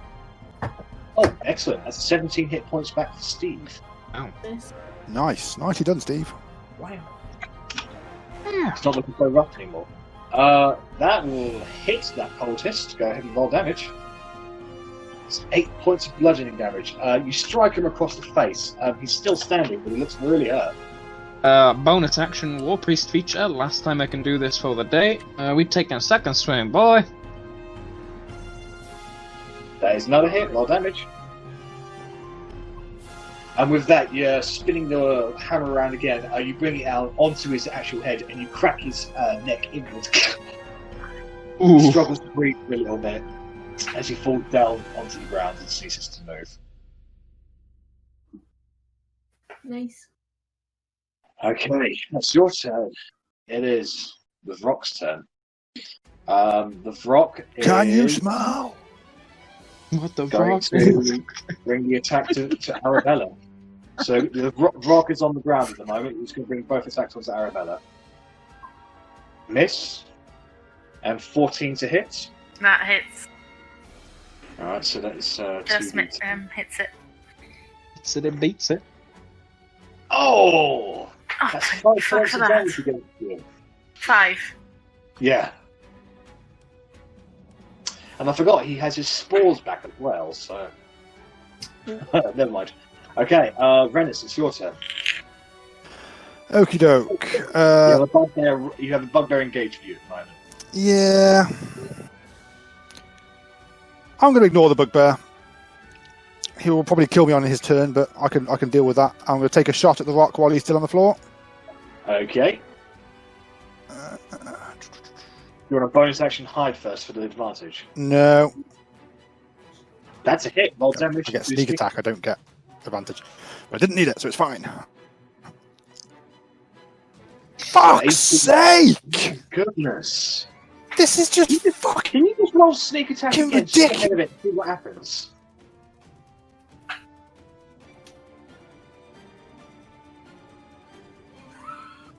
I mean, it's slightly better, but it's not actually that much better. It's still just full of ones every time. I haven't had above 13 since I started. You strike the rock with the arrow, and it does hurt him, but it doesn't do as much damage as you think it would. Jeez, mate. Then I will bonus action disengage. Yep. And I will run up and hide behind Bella. Protect me! Verity, it's your turn. Oh wow. So yeah, the steaming pile corpse of Gonk is there before you. As you look down in your hands, that is still has the remnant energy of crackling lightning and radiance from your fingertips. Oh. Wishbone can't. You can't move it after that, can you? No, unfortunately. I guess I'll attack the rock. Okay, what are you going to attack him with? Let me double check what spell slots I have left. Not a lot. You do have the head thingy-majiggy. Oh yeah, I'll use the Scorching Ray headband. I always forget I have that. Okay. Yeah, that's a nice. Free ranged attack, please. Using the spellcasting abilities of the item and not your own. What plus is it? It's 5. Plus 5. Yeah, plus 5 for them. 1, 2, 3. The first 2 hits. Okay, what is it? 2d6, so you hit 2 of them, so it's 4d6 damage, or fire damage against them. 4d6. Yeah. Oh, not bad. So as you strike him with the 2 fireballs, it does hurt him, but you get the feeling that it's natural resistance. It's naturally resistance against fire. It doesn't take as much damage as you think it would. Yeah, I think I remember that from last time, but... Okay, anything else you want to do? I'm just gonna hug Steve's neck and just be like, "We're so badass." Do you want to take a health potion as a bonus action? No, I'm fine. I'm kind of fine. at the hit point now. If I go out, I go out. If I don't, It's the bugbear's turn. The bugbear is. It's going to chuck a javelin at Rennas. Why not? No, why not? What a cunt! I was hiding behind Bella. Bella, catch it! Rolling the dice. Rolling the dice. Whenever you're ready, roll 20. See, I'm pulling it then. When did I get that plus? When did I get that +2 on me? Have I still got that +2? Is it Unity that cast that on me? Probably gone. Yes, I think it's coming up to the Unity sense. You still have it, and it's still rolling. Let's try again. If it rolls really shit, can I punch it out of the way? All right, I shall just reload the whole damn thing then. Oh, there it is. +4 to that, so this is 15. Hooray! So yeah, it just swings right by your head, and you go, "Oh fuck!" Vroom. Thank you, Unity. No problem. Okay, whenever roll 20 is stop being a git. Come on. Okay, it is Talion's turn. So he's no longer at disadvantage because Gonk is dead now. He will continue the attack against the. He will attack the rock.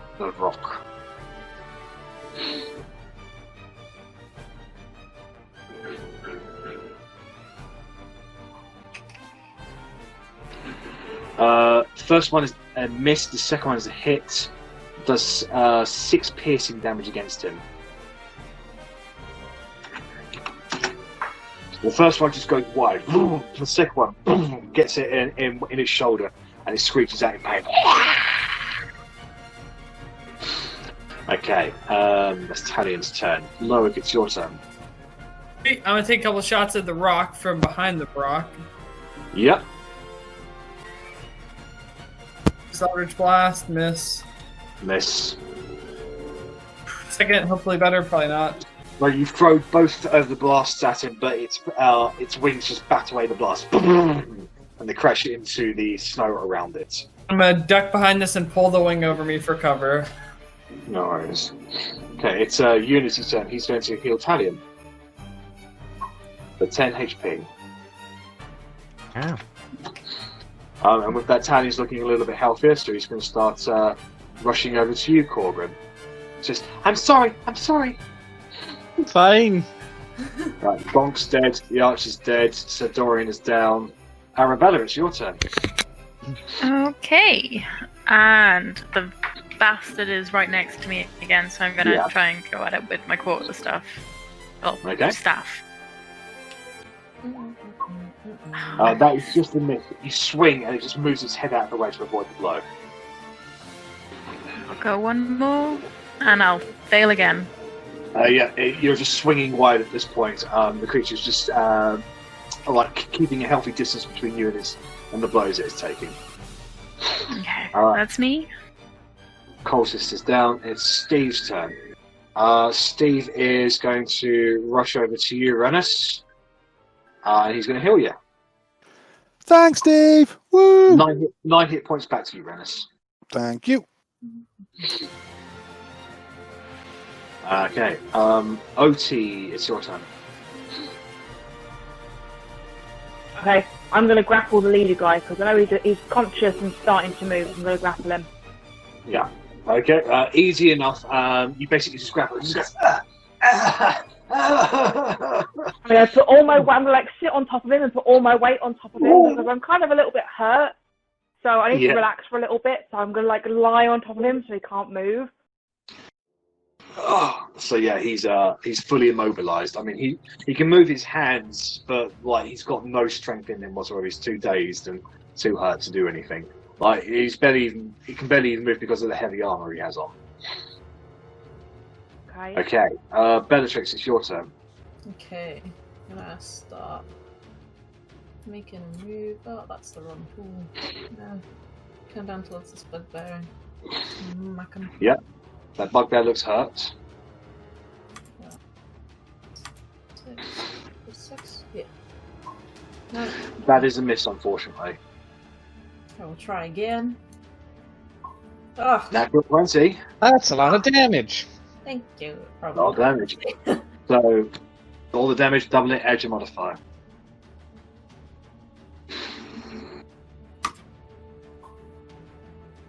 Oh, good. What, 10? Yeah, so 4 plus 6, so 10 points of damage against him. He's still standing, believe it or not, but that definitely hurt him. Fine. Bonus action. Back of the glaive. Yep, Hey! that's a hit, roll damage. D4 plus. Let's see. Yes. And with a barrage of strike from Bellatrix, this bugbear is cut down where he stands. He crashes into the ground and into the snow, and the blood seeping from him. Hooray. Alright, so that's Bella's turn. Korgrin, it's your turn. Run up. Oh, and actually, any of that turn, Steve's going to heal himself. For 8 hit points. I'm gonna smash it with the hammer. No. Okay, Count Dracula. That is just a hit on him. Ooh. Ooh. So that's 8 points. So you strike him in the side of the shoulder with his hammer. It does hurt him, but you don't feel it does has much of an effect on him. It's magical. Is it? I thought. Yeah, my hammer is magical. Oh yeah. So then, if that's the case, it does 4 damage against him. It does. Because fuck it, why not? I'm going to recast spiritual weapon next to the rock. Okay. Yeah, basically poof poof, and Yep. we're gonna make another attack. No worries. Hit. +2. I want to say +2. That's 10 to that. Spell casting ability modifier, yes. Yeah. So with that, the spiritual weapon hammer appears by his side and strikes the rock across the face. Black blood spits out onto the ground, onto the white ground, as it stumbles and almost trips from this sudden wave of attacks against it. With that, it is his turn. Korgrin and Arrabella, can you go ahead and make Constitution saving throws, please? Is this perchance against poison? Yes, it is. You both succeed, so it spores a release from its neck and its tendrils, and you are able to hold your breath, seeing this before, and you shake off any effect it has on you before the spores dissipate into the air almost as quickly as they had come. I've had ale more poisonous than that. With that, the rock is going to take flight.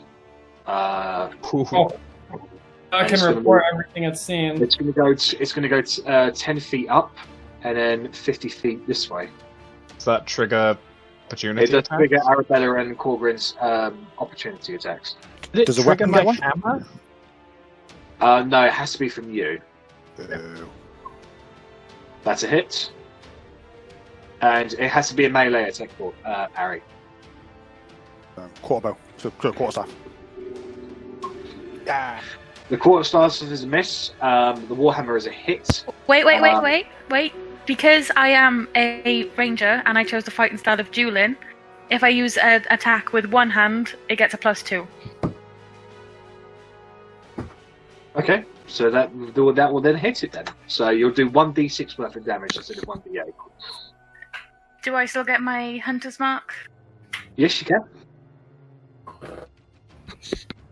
So 5, 7, 8, 6. So yeah, as it's running away, you unleash a barrage of attacks on it. It definitely hurts it. It stumbles in the air a little bit.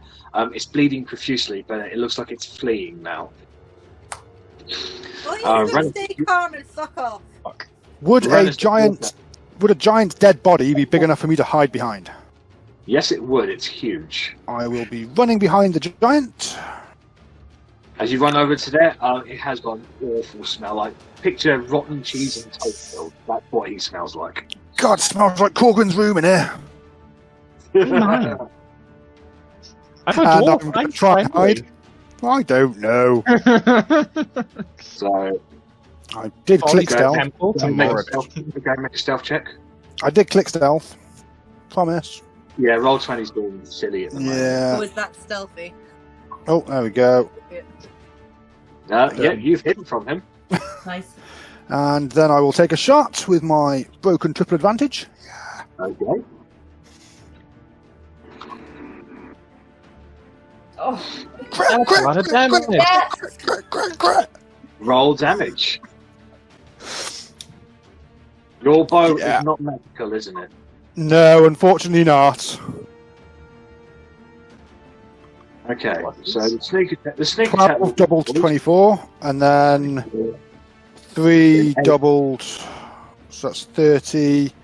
No, you rolled. 34. No, you rolled a 5, so that's 10, and then plus the 3 to it. So it's 13 plus 24. Right, oh yeah, sorry. So it's 13. 7. But the sneak attack gets doubled, doesn't it?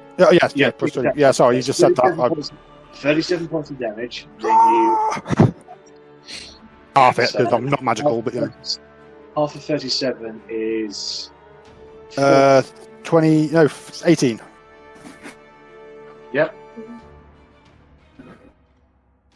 Thought I heard someone call me. Sorry, what was it? 24? 18 total. So it's 37, half is 18. Yeah, 18 points of damage. Okay. How do you want to kill him? Yes! Just straight through its fucking mouth, out the back of its head, blood and guts exploding everywhere as it crashes into the ground and makes a massive snow hole. And that is exactly what happens. It crashes by the Volgora and stops moving. Holy fuck. Do you want to hear something crazy, guys? In that fight where everyone went down all the time, I didn't go down! Ever! So, Character growth. as the snow settles and the wind begins to kick back in again, you all stare around at a tough fight, seemingly over, and only one survivor from the enemy force, Sir Dorian Haydens, who's currently somewhat struggling against Otti on top of him.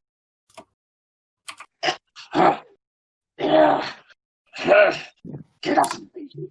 I just walk up. You're not looking quite so cocky now, gobshite. Damn it. Damn it. And you can see tears are welling up in his eyes. So last time he mentioned that he failed Edgar. What were your failures? Failed again. Before this one, obviously. Go ahead and make an intimidation check at advantage.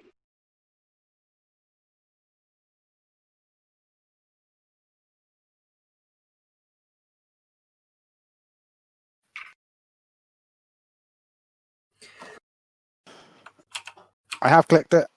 It might come up. There we go. Nice. Nice.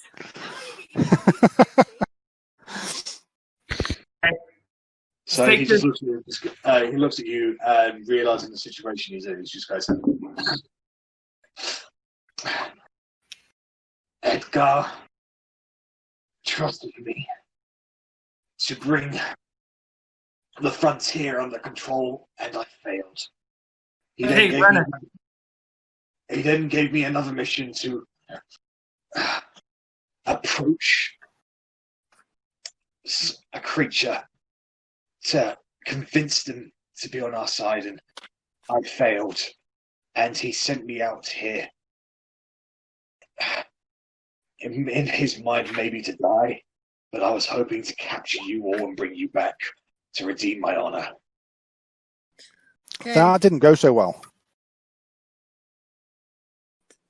Question: what creature was it that he was trying to get you to follow? He's known as the Mighty. He lairs on No Man's Isle. Ooh. That sounds like a dragon to me, if he lairs there. His name is Goliath. Goliath the Mighty. We would I'm not there, I'm not part of that conversation, but we'd recognise the name. I mean, you can be there. You're not limited by movement. Yeah. What's his name? Oh, no, Come join us scaring the shit out of this guy. I was going to investigate the fanatic. The fanatic. He hasn't got my gun. He's got a dagger. Oh, it's okay, I'll wait. He has 2 silver pieces. Merrily, I wanted to see what his holy symbol was. His holy symbol is it's a pentagram with 4 eyes on it. I recognise that. Yeah, you recognise it as the symbol for Argoneth. Okay. Can I search Sir Fucknuts right here? He's on the moving much. Yeah. So he has a great sword. He is currently wearing plate armor. In terms of what he actually has on him, he has a missive for his orders, which is basically to comb the area to search for you guys. And the orders are don't return unless you have them. He also has 3 gold pieces on him. Let's kill this guy and go before more people start looking for him. I reckon we strip him naked and make him walk back in the snow. So he's going to die, but then we're not responsible. Oh, I wouldn't even think about responsible. You can't go back. Not without order to you. Oh, that's fine. And I pull out my dagger and I want to stab him. Yeah. Seems fair. As you walk towards him with your dagger, he looks at you and he says, "Very well. If my life comes to an end, then let it be such a glorious end." And he starts making some clicking noises with his mouth. I kick him in the head. You kick him in the head, and that just helps him with what he's doing. He's trying to dislodge a tooth. And as it gets into his mouth, he crunches down onto it. And at that point, you hear Tanya shout, "No!" Who's around him at the moment? Oh crap! I am. I'm by the archers. I'm just holding gathering him, the arrows. So, Rennas, Otti, and Loic, can you all make dexterity saving throws? Yes, I love dexterity saving throws. I can't lose. Sorry, what was the name of the mighty one again? Goliath. Oh, hell yeah. Fuck this dude. Joke's on him. All right, so I didn't know I was to advantage. Rennas and Loic, there is an explosion of energy from him. And you're able to keep your footing and not pushed away. Otti, you are knocked 30 feet away in front, but you don't take any damage. I can knock 30 feet away, but I take no damage because of Shield Master. That's a reaction. I was saying that you don't take any damage anyway. This is an effect that's just knocking you front and away. I never get to use this feat. Right, Rennas and Loic, however, you are pushed 10 feet away as Dorian's body starts twitching on the ground. He reaches over onto his Do we need them holy shelters right now? Yeah, you can be shooting him if you want. Like, Korgrin, Sacred Flames? Would that help? I don't know. Hey, it's worth a shot. I'll watch him in disgust. He has absolutely no chance to avoid at the moment because he's unable to do anything as his body is being mutating and transforming into something I'd else. just be like, Steve, help me! And just kind of like try and Sacred Flame, like see if any radiance will stop him from doing anything like this. Steve can't actually do that, so he can shout encouragement to you. I would appreciate it. You can do it. All right, so 2 sets of sacred flames appear around Dorian. And he just goes. He gets onto his knees as the flame consumes him. And he just goes. And you can see his mouth is violently shifting into something more of a jaw. His teeth are fanging out. And you can see horns growing out the back of his head as he pulsates. Boom! And then he's covered over the fire. And the fire stays for about 6 seconds. And then there's another pulse. Boom! And the fire is dissipated. And you can see the burnt body of Dorian cadence, getting bigger and bigger. The plate armor is splintering off. It's being wrought and rent by this transformation that is clearly causing him a lot of pain. As he just goes, and you can see that his arms are becoming whitened and clawed, and 2 more arms sprout from his shoulders as they get bigger and bigger, and they become sort of hooking mechanisms. Everyone start backing up? Yeah, if you want to. This is happening very quickly. Get in the cave! He gets. I want to shoot him. Starts growing larger and larger and larger. There, just a moment. Like, I can't move Steve, but me and Steve are gonna be like, Fuck Steve, I hate that horse. I'm riding him at the moment. He's making me faster. I'll cut him up while he's sleeping and eat him. That dude almost got us killed. You've almost got Like, killed. you've not almost got us killed. His feet become larger and transform into more clawish-like talons. The 2 arms that he sprouted from his shoulders become hooked and natured. His skin turns red and becomes demonic as his clothes is torn away from him, and his entire body shifts and transforms into something else. I'm just going to assume that I was able to pick up the quivers from the fallen archers, and I'm going to now try and shoot at this thing. I am also trying to shoot at the thing. I was going to say, if I could just decapitate the fucker with... Well, not decapitate, but squish his head with no hammer, that'd be nice. Yeah, you whack him across the face, but unfortunately it's at that point where no amount of damage you can do to him will trounce the amount of damage he's doing to himself at the moment, as his body hastily transforms. Everybody go ahead and make an intelligence check, please. It'd be intelligence for me or religion? You can use religion if you want. Yes, please. I rolled a 2. Sorry, I rolled. Yay, I did so well. I rolled intelligence save by mistake. That's fine. Rennas. Like, oh. So, Otti and Rennas. Oh my god, everybody's so done. Yeah. Otti and Rennas, your jaws drop as he becomes something more. You've heard stories of these creatures, how they were essentially leaders and commanders in Argoneth's army, and the mere thought of them sent terrors and shivers down entire armies. This is a Glabrizu. Don't like that. I'm not a fan. A high-level demon. And however, he looks very, very hurt from this transformation. So it's not at full power. However, can I get everybody to re-roll initiative, please? Oh, shit. Here we go again. Ah, shit. Here we go again. Yes, plus 2.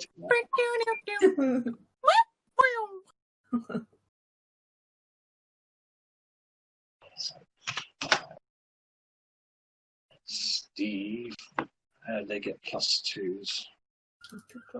Oh, I literally only have 1 spell slot left. Lesley, did you not click your token again? Shut up. Maybe. Maybe I didn't. Ah, shit. Here we go again. Alright, so for Steve, that's a 22 from Steve. Nice. That's an 18 from Unity.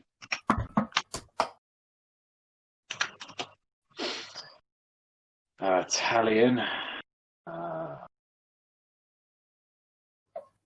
7. I rolled 14. 14 for Bella. Okay. OT, what was your highest? Yeah, she forgot to roll twice. She just rolled the second one. Her first one was 12. 12, yeah. It was 14. All right, so that'll bring us to the top of a round, which is going to be Steve. Steve. If he's going closer to the thing, I'm hopping off. Okay, yeah, you can do that, no problem. Right, so I'm just going to start clearing the bodies. I'll shove him over there.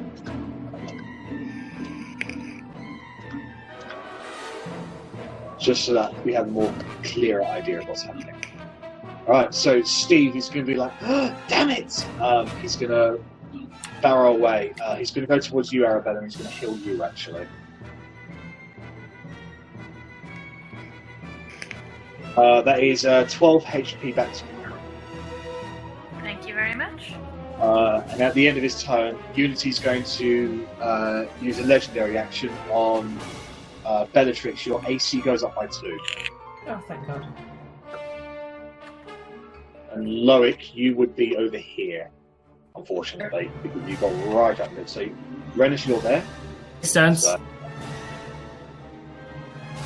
Alright, so Bellatrix's AC has gone up by 2 because of Unity. Now it's Unity's turn. Unity is going to move to you, Otti. He's going to heal you for 8 points.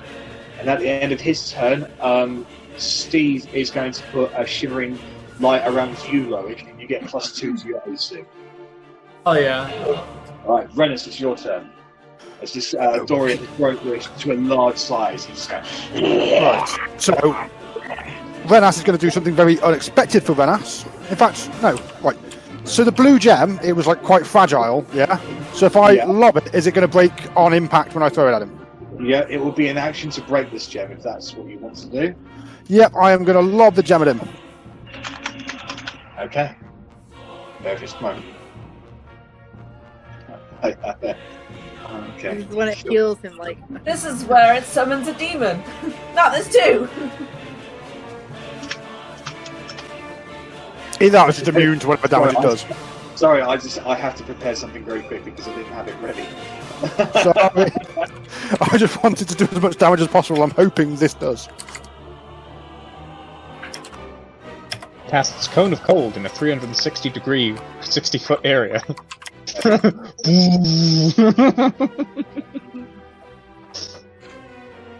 Demons aren't susceptible to sunlight, are they?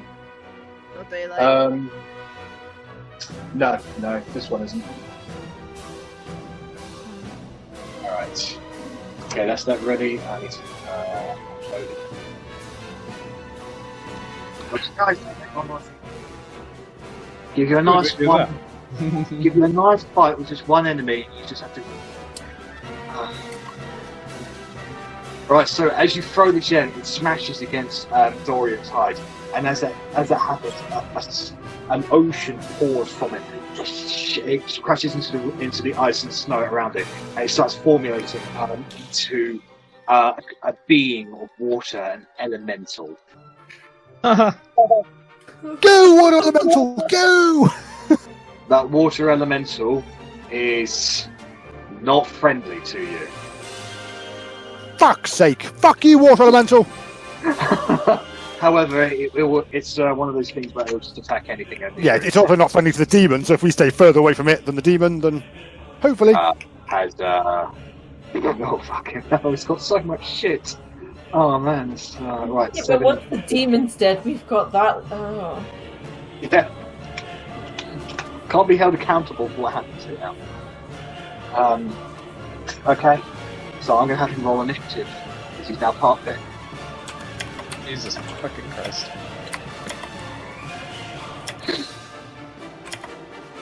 +2 to that, so it's 18. So he'll actually be going before you, Korgrin, because you don't have any bonus dex. Yeah, but if it gets... Oh, yeah. If it gets to 18 with its dex, surely that should mean a natural 18 would still be... No, that's not how I ruled it. Never. Fair. Okay. Okay, then I'm going to run behind the giant. So you throw this gem and this water elemental spouts forward for it, and you're like, oh, fuck. Sorry, guys! Jesus Christ. Remember when Arri wanted to smash for fuck's sake. And I was like, no, don't do that, don't do that. Yeah. That would have been so awful. Okay, and with a natural one from stealth, you trip over one of Gonk's toes, cleanly revealing yourself to everybody around. All right, well, it's the water elemental's turn. He is just going to attack the closest thing to him, which will be Dorian. Let's have a look, see. So as long as we don't attack the water elemental till the end, hopefully. Right, so he's actually going to enter Dorian's space. And he's going to use the action Whelm. So Dorian needs to make a DC 15 strength saving throw.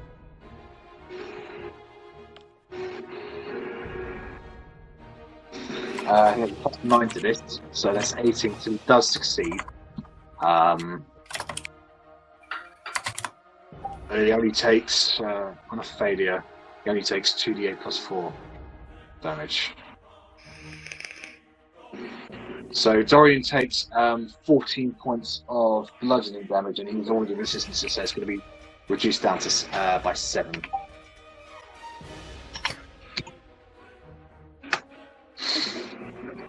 Okay, and that it doesn't grapple him because he succeeded. And yeah, that is the water elemental's turn. Korgrin, it's your turn. Because I said I was going to move my hammer over there to whack it, can my hammer be there?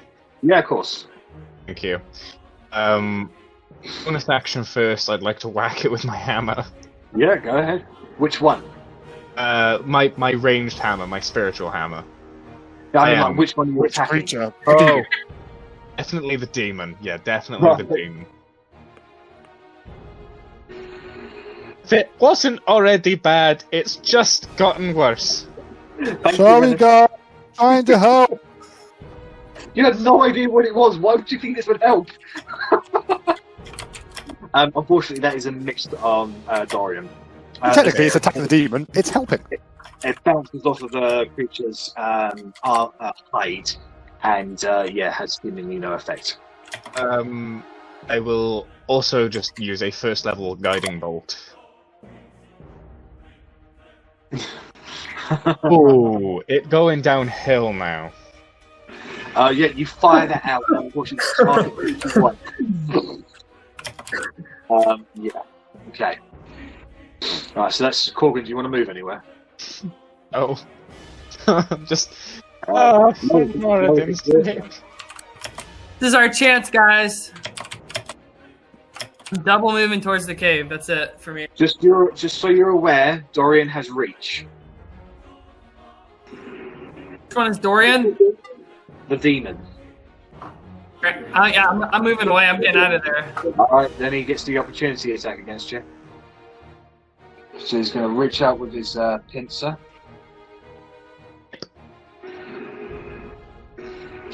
Eight plus 9, so that's 17 to hit you.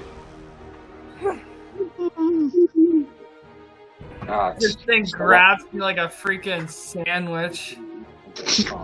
You're looking like a snack, boy. That's 9 points of bludgeoning damage against you. And you are grappled in this pincer. What can I do if I'm grappled? You can't move anywhere, and your attacks are at disadvantage. Alright, well, I'm gonna try to shoot it. You can try to escape from the grapple. I'm gonna just blast it at disadvantage. Okay. Fuck it. Loic's got a one-track mind, and if it isn't Eldritch Blast, he doesn't know what he wants to do. You fire one Eldritch Blast, and you fire another. So the first one misses. Alright, here we go. Next try. Oh. No. So you fire. I did not want to fight everywhere, and you can't get a proper aim on it, and your Eldritch Blast just go shooting wildly in random directions. Alright, that is your turn over. Bellatrix, it's your turn. Okay, I'm going to ring the alarm. So 1d10 plus. That sucks. 12. Yeah, so you throw it, but the rock just bounces off of the armor. You're not not doing any damage to him. Alright, I'll try again. No, that's even worse. And this one, boom, boom, boom, boom, and go ahead and make another attack roll, please. Okay. This rock goes straight past Loic's head, barely missing him. It's a good job I've got burning. Okay, Arrabella, it's your turn. Okay, I am going to try and get the demon with my fiend bow. Is it classed Yep. as a fiend, or is it... Oh yeah, this is a mega fiend. That's good. Just double checking. This is like the iconic fiend. That's a hit. And can I bonus... Oh, I really... Don't worry, I'll do it for my second attack, but once I've done this attack, I'll bonus action move my Hunter's Mark. Hunter's Mark, no problem. So I'll do that one, and then I'll move it. 6 points of damage against him. Oh, I need to do my other D8s. And he needs to do his save and throw. Yep. 2d8 plus 2? That's 14 to save. I believe, yeah, that saves. Is it 2d8 plus 2 I'm doing for the extra, or is it just 2d8? You add an additional 2d8 on top of the damage you would have done. Okay, so 2d8. Yeah, so it's not Well done, so well. And then I'll move my Hunter's Mark, and then do my second attack. Oh. Okay. Yeah.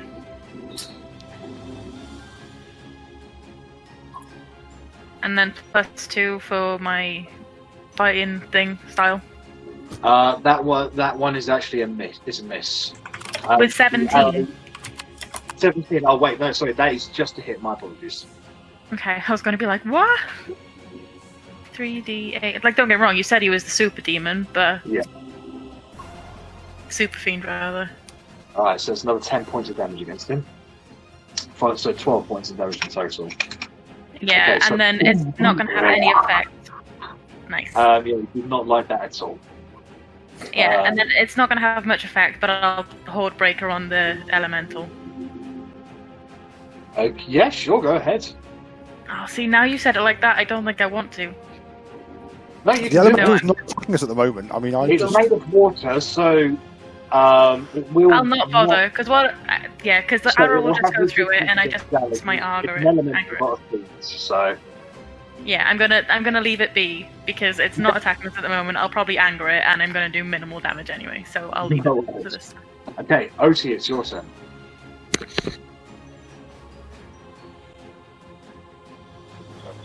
No, stop it. Okay, I ain't got a bloody clue. I've got the vote. Okay, I'm going to crossbow the demon. Because I'm being told to crossbow the demon. Make a ranged attack, please. That is a miss, unfortunately. The crossbow just splinters against its hide and destroys the bolt. I'm going to crossbow the demon again then. Right. Do you have the crossbow feat extra? Do you have crossbow? The crossbow feat. Crossbow expert. No. Then, unfortunately, you can't make a second attack with the crossbow because there's a loading property behind it, and as such, unless you okay, that's true. That's true. Yeah. No, that'll be me then. Okay. Verity, it's your turn. Okay. Wait, am I muted or not? No, we can hear you. Okay, cool. So I'm going to assume that the demon has resistance to fire. You can make as many assumptions as you want about this guy. I'm good at making assumptions. I jump in the wall all the time. So I'm going to Ray of Frost it, I guess. Okay, make a ranged attack, please.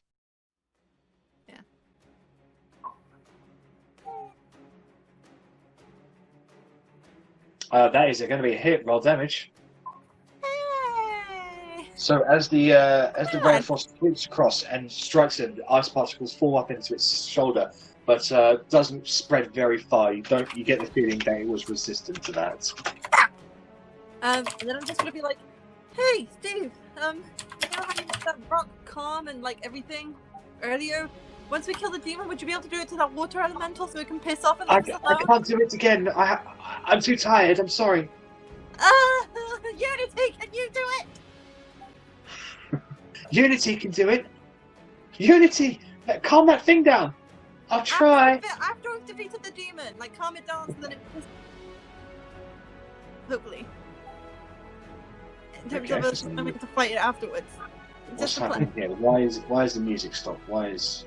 I can still hear it. I can hear the music. It paused for me for some reason. Okay, anyways, right, so that's Verity's turn. It's Talian's turn. Talian just goes, God damn it, motherfucker! And he takes 2 shots at Dorian. First one hits for 5 piercing damage against him. Alright, so Dorian's turn. Oh. Alright, let's have a look-see, shall we? What can we do?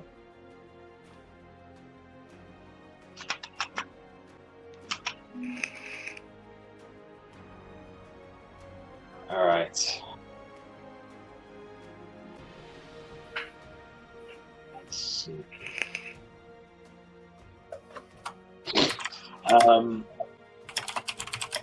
Dorian is going to look at Unity. Oh no. And he is going to say, and a divine, an unholy aura emanates from Dorian that streaks across the ground and enters into Unity's mind. Unity is overwhelmed by sensations that just makes him freeze on the spot. Dorian has cast Power Word Stun, and Unity is stunned. Wow. Okay, that is that is his go. He is he's going to leave the space of the water elemental.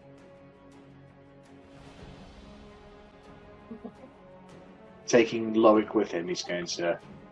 Oh, I just love that. Does the elemental get an attack of opportunity? Yes, the elemental does get an attack of opportunity against him. Go, elemental! Unfortunately, the elemental is now close to me. Just screaming from this man's hand. That's a hit against him. It's 2d8 plus 4. That's 10 points of damage against Dorian. That's a lot of damage. Not as much as you would be thinking. Alright, so with that, it comes to Steve's turn.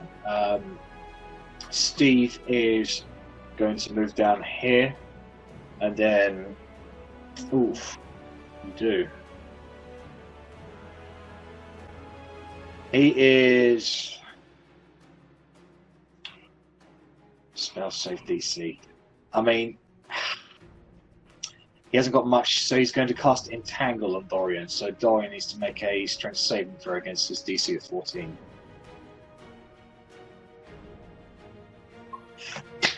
Wow. Impressive. So vines sprout out from the ground and wrap around Dorian. And they force him down to his knees. He is now restrained. Okay. That's Steve's turn, and it's Unity's turn. Unity is going to cast Calm Emotions towards that water elemental. So he's going to make a Charisma saving throw at -1. Being that person, wasn't Unity stunned? Oh yeah, sorry, Unity ain't going to do fuck all. Okay, yeah, thank you very much for that. Consistent. So he needs, what he needs to do is he needs to make a Constitution saving throw. No, With a 2. Unity's still stunned. Rennas, it's your turn. Okie doke. Rennas is going to run and bonus action dash to make it down to there. Yep. And he's going to take a shot at the demon. Okay, make a ranged attack, please. You do get sneak attack because Loic. I was going to ask if Loic being in his hand still counts as being within 5 feet. And You yeah, get advantage because he's restrained. Sweet. Oh yeah, he's also restrained, so that would make sense. see if you get the next 20. Oh, do I get? Oh, so I get advantage. Sorry, okay. Yeah, see if you get the next 20. Do it. No, I do not. So you get 11 plus 6. So I don't think I've rolled a sneak attack without at least 1 in it. Normally 2. You do that amount of damage towards him. You shoot him with the bow, and he just goes. As flame flickers out from where you attacked him, along with blood. Okay, so that's your turn. It is the water elemental's turn. The water elemental is going to. He's only got 30 feet in the cold snow? No, unfortunately. 5, 10, 15, 20, 25, 30. He's going to occupy space with you, Bellatrix. Can you make a strength saving throw? Yes, I can with advantage because I am strong and raging. You were not restrained by it. However, you do take 2d8 plus 4 damage. So that's 18 points of bludgeoning damage, not magical. Up to 9. And you resist the grapple effect. Yeah, and that's its turn there. Korgrin, it's your turn. Oh, against my better judgment, I would like to make a melee attack. Okay, go ahead and make a melee attack. That's a hit, roll damage. I am stupid as fuck. And I'd also like to move my hammer up towards it as well. Okay. It can only move 20 feet. 20 feet, so can't get within range this time. Yeah. Okay, so that's your turn. Loic, it's your turn. You are still. I make a contested dexterity check to kind of wriggle my way out of its hands. It's going to be Acrobatics. So are you proficient in acrobatics? I am not. Right, because I've always ruled that if you're proficient in acrobatics or a rogue, then you can use. Actually, no. In this particular case, it's not cool. Yeah, no, you can use acrobatics in this particular case, but generally I say unless you're proficient in it or a rogue, it's pretty much always athletics. Okay. Yeah, if I use it in this case, then I will try to do so. In this case, because he's actually picking you up and not actually just holding you. Mm-hmm. Basically he hasn't got thumbs and fingers; he has pincers on you. So I'm feeling them. Trust me. All right, here we go. Okay, that just meets the DC. You are able to escape from his grasp. All right, how much movement do I have? You have 30 feet of movement. I'm done. He gets the opportunity attack against you. Oh my god. He is restrained as well, so it's a disadvantage. Disadvantage as well. So 13 to hit you, Loic. This misses by 1. Jeez. Like you just underneath the pincer as it goes to grab you again. I'm gonna duck under the wing of this thing and try to hide from it. No, more for RP purposes, but not for stealth. Bellatrix, it's your turn. Okay. I'm not going to do any damage to this water elemental, so I'm going to. I mean, you will hurt it. We fought him before in the late, didn't we? So everything's halved, but we do some damage to it. Child. Yeah, but it's good. Yeah, sure. Why not? Let's attack it. So you're attacking the water elemental, no problem. Yeah. Go and make an attack roll. That is just a hit.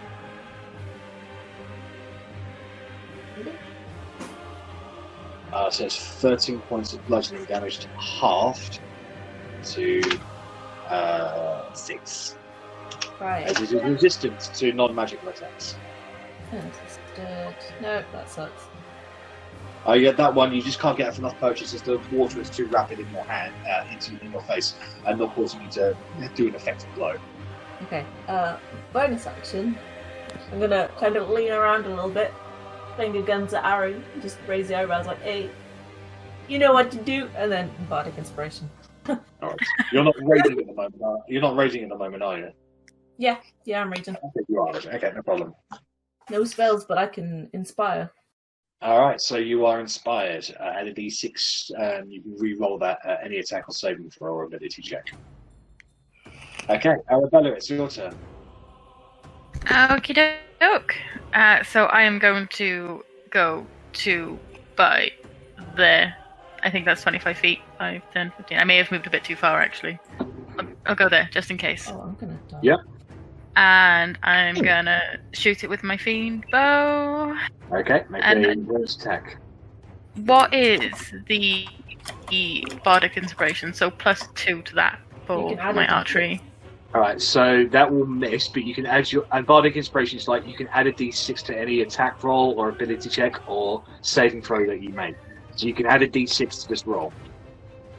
So you're currently at 16.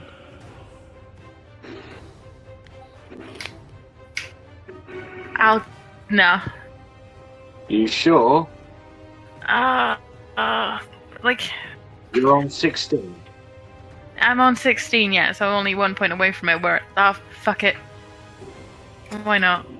Roll the dice. At least then Right, that makes it a hit. It takes you 17.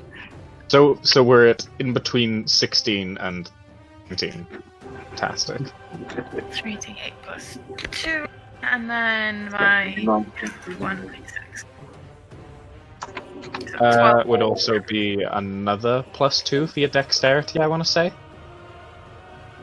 Your dex +2. Oh yeah, my dex is +2, so should that be +4? Yeah. Oh, Okay, sorry. So That should be 11.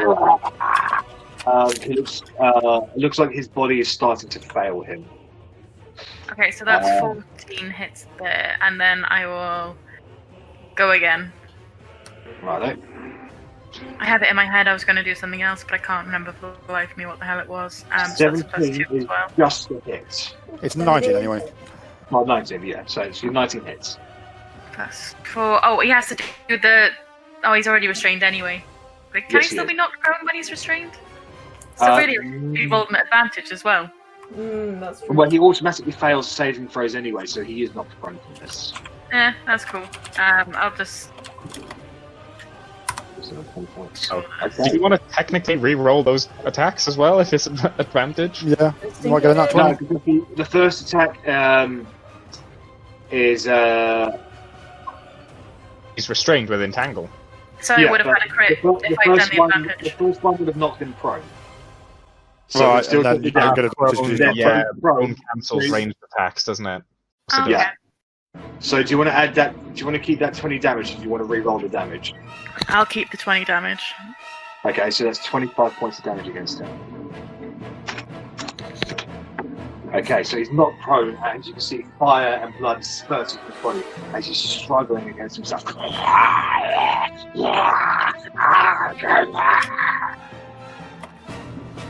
Okay. Otti, it's your turn. I'm gonna chromatic orb the demon. It will be a straight up roll because he's restrained and prone. So yeah. Yeah, that's fine. What is it? And I'm gonna use acid. Okay. Acid. Advantage, isn't it? Unfortunately, you throw it a little bit too high, and it goes over his head and explodes and melts some of the corpus bodies behind him. God damn it!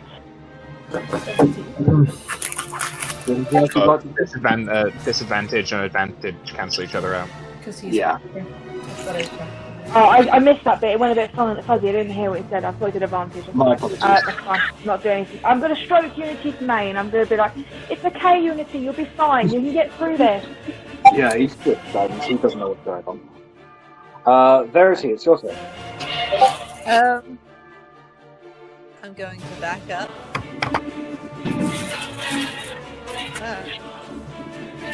Going to back up.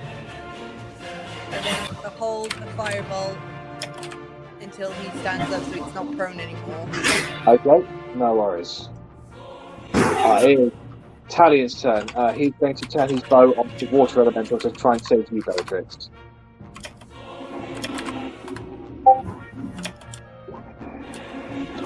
Oh man, he doesn't. Only one hit. 11 piercing damage against him. And Loic, we can hear the music from you. I don't think he's present at the moment. Sorry, Loic, you can hear the music from you, mate. Yep. No, we can hear it through your thing. Oh, I apologize. I put my headphones on. So it's Dorian's turn. So Dorian is going to stand back up. So that activates your go, Verity. Yeah, fireball. Can he stand look at what he's restrained by the? That is Do a I hit. get advantage if he's still You get advantage. But can he stand up while he's restrained? Yeah, he can. It's, Okay. Like, he just can't move anywhere, that's all. Fair enough. So that's half to 7. So it goes. Yeah, his body's definitely struggling to maintain itself at the moment. Okay. Alright, let's have a look at this entangle.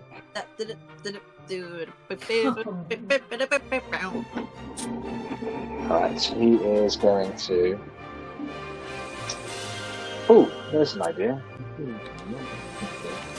No. Is it die? Is it die? Is that the idea? He's gonna die. Okay, now he's going to make 2 attacks at Korgrin at disadvantage. No, sorry. He's going to make 2 attacks and then cast 1 spell. That's what you can do. Don't like that. There are going to be 2 pincer attacks against you at disadvantage, Korgrin. So it's 5 plus 9, so 14 on the first. That's a miss. Natural 1. Oh. Oi. So you see these creatures come towards you, and you just duck underneath. And with that, he just goes. Okay, let's have a look.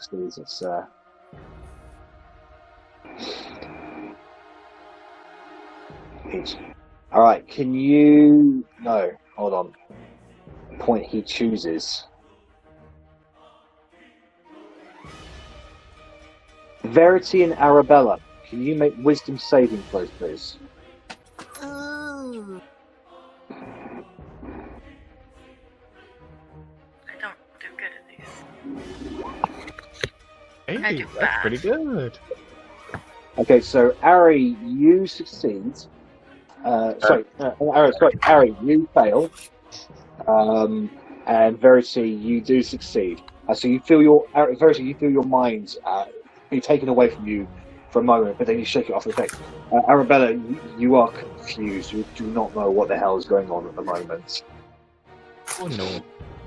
Okay. It is Steve's turn. Steve is going to rush over to you, Rennas, and he's going to heal you. That's 6 points of HP back to you. And that's end of his turn. Unity's turn. He's going to heal you, Arrabella. Unity sorry, Steve healed Rennas, and then Unity is going to attack the water elemental because his weapons are magical. Unity's yeah, thank you. Plus 2, so that's 16. Meets the DC, he shakes off the stunning effect, but that's the end of his turn. At the end of his turn, Steve is going to create a shining, shimmering shield to appear around Korgrin. Your AC's gone up by 2. Oh! Is that 23 your AC now? I could shield of faith myself and add another 2 to be at 25. Yeah. Well, you could have had any spells. Okay, Rennas, it's your turn. I've got loads of first level. Okay. Nothing any higher. So he didn't bother breaking his grapple, did he? His restraint, so he's still restrained. Yeah, no, he's still restrained, so you get advantage on the attack. Whoop whoop. Broken trip advantage for the win. Whoop, that's the sound of the police. Whoop, whoop, that's the sound of the police. You hit him, roll damage. That's the sound of the rogue. No, it's hide. It's the sound of the rogue. I actually got a reasonable sneak attack. It was So you hit him, and you feel like you didn't do as much damage to him, but his body is. You can see parts of his flesh is falling off now, and flames just streaking from him. He's just going. And I then move to 1, 2, Nasty. 3, and I pour a healing potion down Bella's neck. Oh, I like it. Normally I'd say yes, but Bellatrix is currently being her space is currently being shared by the water elemental, and as So such, she's drowning? Oh, not been grappled. she's not grappled, so she's not drowning, but go ahead and right. I want you to go ahead and make a dexterity check, just to make sure that you don't lose the potion or the potion's contents doesn't get swept away by the water. Accidentally yeet it into the. Alright, so with that roll, you wait for a moment, you're able to basically just reach forward and shove the potion down Bellatrix's mouth. Yay! It's only a And poem, but you know, just as she drinks the potion, the water sweeps the vial away and smashes it on the ground. Rude. Oh. So 7 hit points back to you, Bella. Thanks. And then I'm just going to take my last movement point to move to the deck. Okay. It will get an opportunity attack against you. Damn it! I thought it was out of range. I didn't need. No, you No, were yeah, I was within going to say. 5 feet of it. Yeah, no, okay. Didn't look. Plus 7 to that, Yeah, well, so that I definitely believe hits that would them. hit. It's 2d8 plus 4. And you have uncanny dodge still. 9 points of damage. Yes, I do have uncanny dodge. I haven't used that once actually, so I'll use uncanny dodge and half that to 4. Righto. What can I say except you're welcome? Cheers, Corgi! So, the water elemental does not get its whelm action back. So now it can only do 2 slam attacks, and it's going to do that against Bellatrix. So, hits.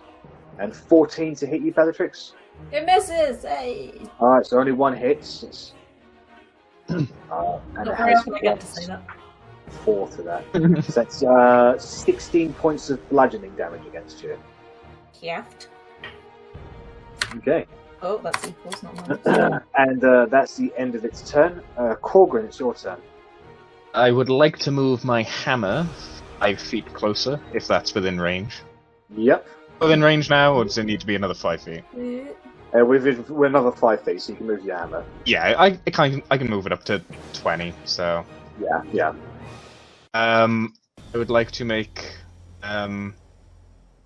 Hammer's attack first. Righto, go ahead. That's a hit. 1d8 plus 2. And then I would like to make my attack. Okay. That's also a hit.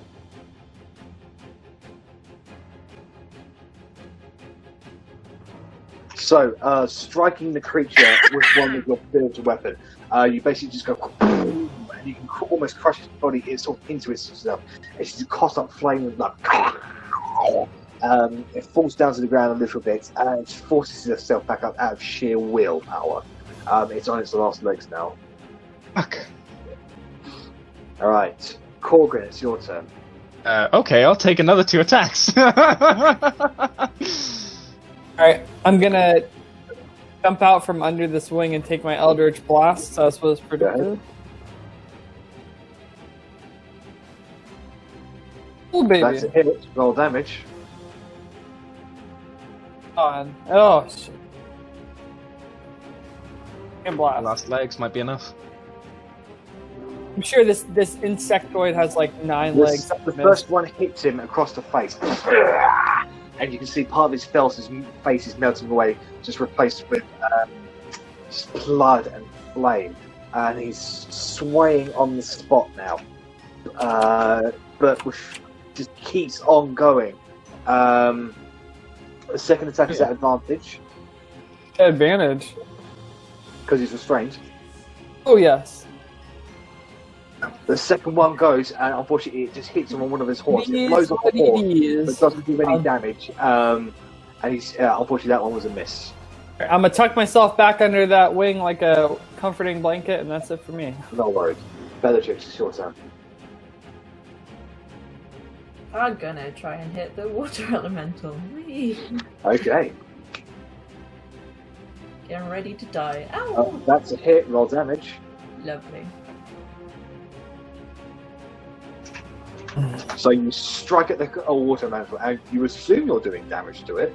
No, I'm just stabbing water. I'm gonna try again. Yeah, go ahead. And with this one, your weapon is actually swifted away from you and is now currently sitting inside the vortex of the water elemental. Can I use my bonus action to try and get it back? Yeah, go ahead and make a just general strength check, please, as you try to wrest the weapon back from it. Okie dokies. Advantage. Yeah, and you beat the strength of the water elemental, and you're able to grab the glide back. Cool. Okay. Arrabella, you are confused. Yes, so I just kind of look at Verity and go, there. Can you roll a d10? Can you roll a d10 for me, please? You hurt yourself in your conclusion. Why? Where are we? This is wrong. This place is wrong. Why is there a dead gorilla next to me? You actually are able to regain your mind momentarily, and you're able to you can act and move as normal. Oh, banging. And because I can act and move as normal, I am going to be like, right, okay, this is what we're doing. Aim the bow at the guy. Yep. Make an attack roll. Get him. And I'm going to use my left feet. And you snap the bow string on the fiend bow. Lucky feet, lucky feet. My left feet. Oh, yeah. Okay. I'm lucky. You little lucky bastard. I am a little halfling person. And, yeah. Unfortunately, the second one is a miss. Do I still get the advantage? You do get advantage. Yeah, he's still restrained, so... That's the thing, though. You would have rolled advantage first, and if you still have the natural one, then the lucky feet kicks in. This is true. Yeah, you would have rolled advantage. Okay, so count that as the advantage, and then the lucky feet kicks in, and she re-rolls a 1. Oh, which it doesn't count because it's a 14. Yeah, but it's no longer a 1 because she got the advantage. Yeah. No, I get you. Okay. Second attack. Yeah, second attack. Yeah. Shooty shoot. With advantage. Second one hit. Now that's a lot of damage. You might get a crit. You never know. I doubt it, because I haven't had one in forever, apart from when I didn't. It didn't I've count. had one, and that was the first one. I can't even remember. Go ahead and roll damage.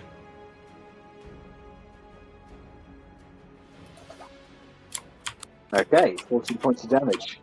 No, 19 points of damage. All right. How do you want to finish this one? Yes. I want him to explode, and his teeth to just go everywhere, and his horns to just go flying, and yeah.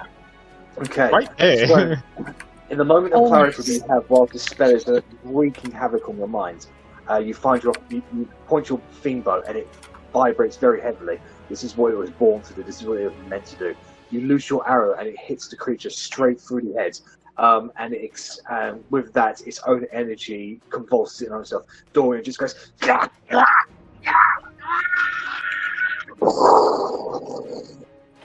and it explodes in a flurry of flame and gore everywhere, covering Korgrin. Does it go in my mouth? What does it taste like? It's spicy. It does taste spicy, yeah, because it's blood mixed with flame. So, like blood. What kind of fire water I had in mind? It might go well in a drink. You never know. Collect some of that shit. Okay, and with that, the spell on you ends, Arrabella. Now, this would have been the end of the fight. However, there's a water elemental. So, Otti, you're up. Thanks, Sorry, Rennas. guys. So I'm guessing that I got Wilma back because as it was over here, I would have picked up Wilma from there. Yes. During the interrogation stage. I thought you fished it from the giant toes. A little bit of toe jam on it. Ew. Nom nom nom. Ow. That is a hit. Roll damage. Swish it, gargle it a little bit. Yeah, look at my Steve. Okay. Deals an extra 1d4 poison damage. And then second attack Wilma again. That one's a miss. Wait, do you get and advantage then if you go next to it and raging? Yeah, you can get advantage actually. Yeah. Hey. We've got to start remembering when we have advantage. I know. Remember all the bad shit. So you just swing wildly, and you're causing splashes of water to go out onto the ground. As soon as the once the water is attached to its body against the ground, it freezes almost instantly because of the cold. And you can see that the form of this water elemental is starting to fail. Looks like it is taking some damage, but it's still going a little strong. Okay, and then bonus action, I want to shove it. It's large, so you can't. Oh, okay. I count as medium then. I kicked fire, now I want to push water. Okay, Verity, the elementalist. Blue. When the world needed her most, she vanished. Back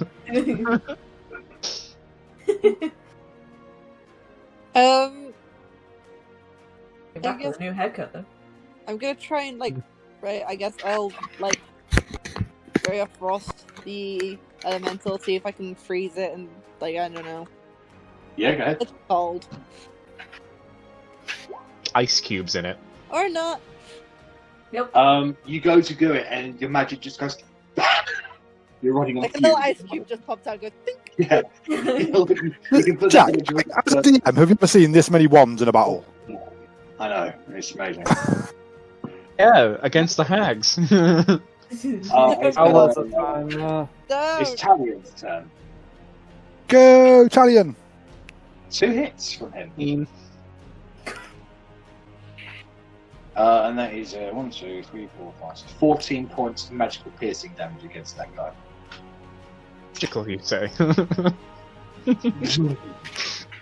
Okay. Dorian Hayden's is dead. It's Steve's turn.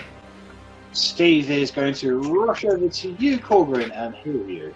Yes. It's 12 hit points. 14 hit points back to you. Ooh. Lovely.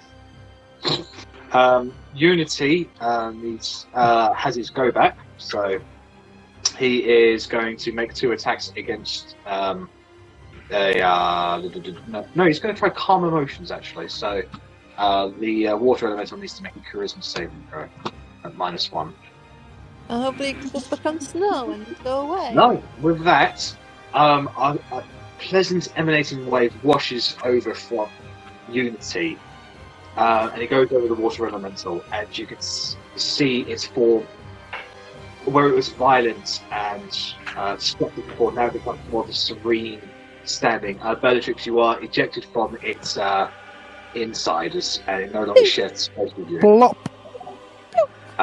And with that, I would say it is calmed, and therefore will no longer attack unless you guys do anything more aggressive against it. So. Nope. What do you guys want to do about the water elemental? I am leaving Can we it be. talk to the water elemental at all? Does it understand common? You have no idea. Water elemental, do you understand me? It is me, the person who released you from your gem of imprisonment. Go ahead and make a persuasion roll. I want to name him Puddle. Aw. So as you say these words to him, you're very keenly aware that if he had understood you, he would like you. Yeah, oh no.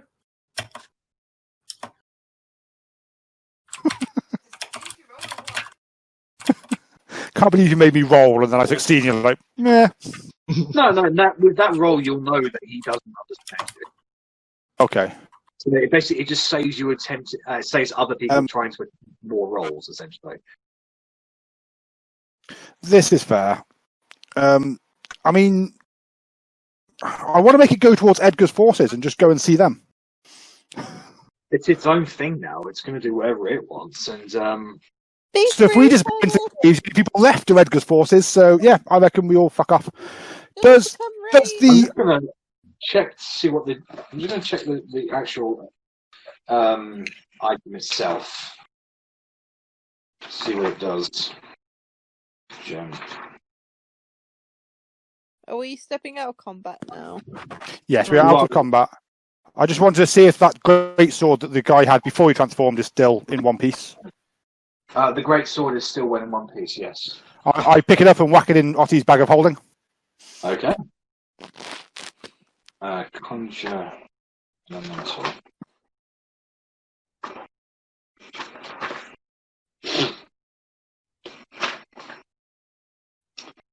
So.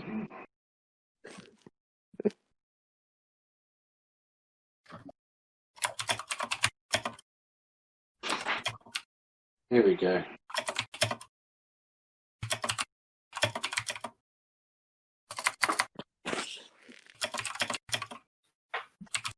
I'm just thinking because the giant strength potion usually has toenails in it.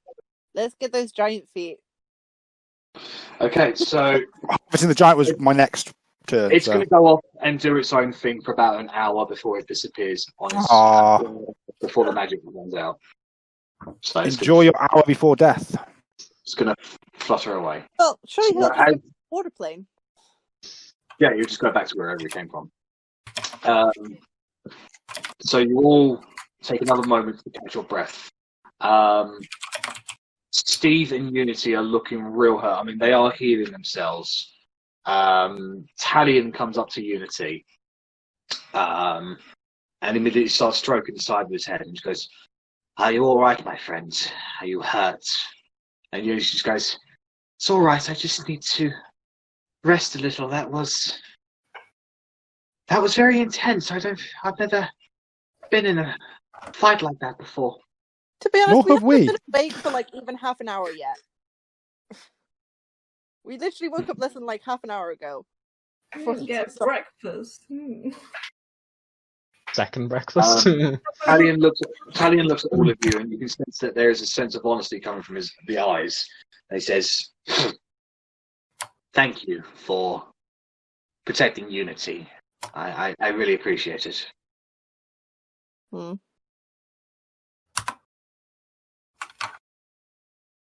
We're lucky none of us died, Talion. That's all I'm saying. Yes. I don't think sending a message was quite as simple as you made out it was going to be, Mr. Talion. I did not think that Dorian would turn into one of those Glabrezus, however you say them. I mean, regardless, I don't think we need to we did that, to be fair.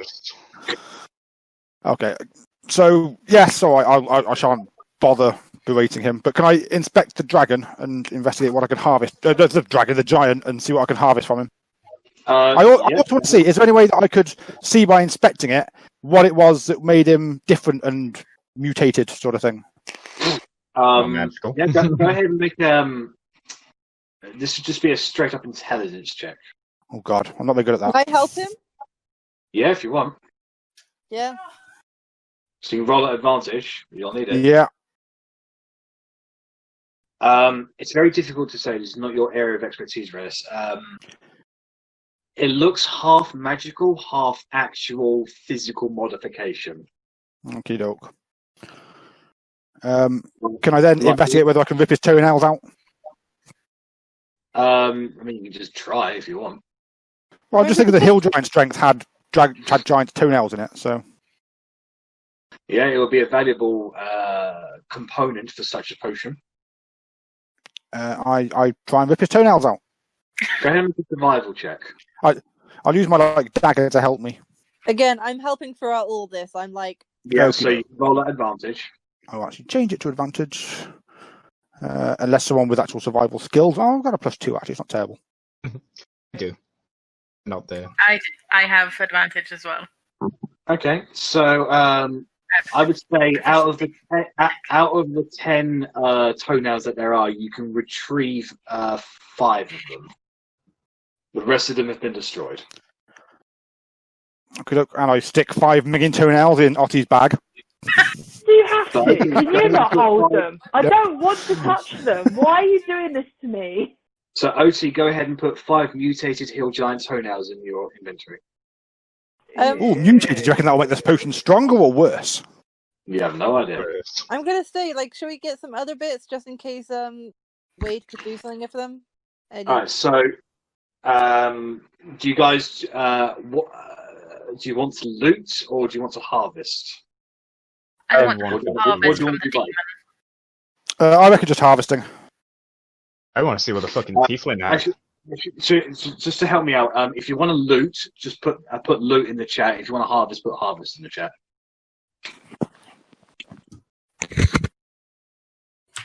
This isn't for the hill giant, by the way. This is for something else. No. Bella's gonna try looting. She doesn't usually. Let's have a look. I'm gonna be assisting harvests. No worries. So anyone who wants to harvest, I'll give them advantage. Ugh. What, the Glabra Zoo? Pardon? Okay. Right. And Loic, what were you doing? I'm trying to convince people to get into this cave. I think we've been waiting. So you're not going to be doing any looting or harvesting. Is that correct? No, I'm good. I'm good on the looting and harvesting. I mean, if you help us get into the caves quicker. Korgrin and Bella, can you go ahead and investigation checks for me, please? Mm-hmm. Ask for some guidance. Moradin's very pleased with you today, so he'll give you super guidance. Fantastic. The D8? I don't know why I rolled with advantage like this against the attacks, but the 18 was the first, so that's nice. Yeah. Okay, so between the both of you, of all the bodies that are around, I'll split this evenly between Korgrin and Bella. Korgrin, you get the equivalent of both of you get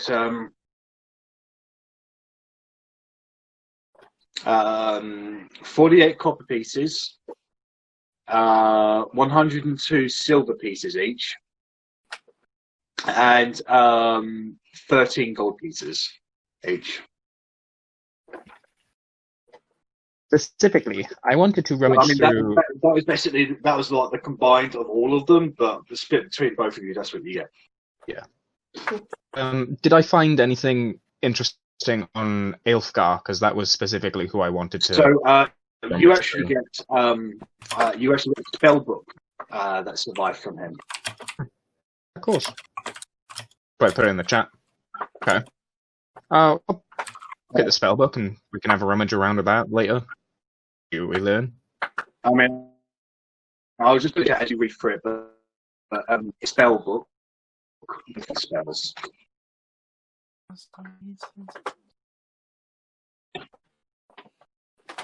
Ah!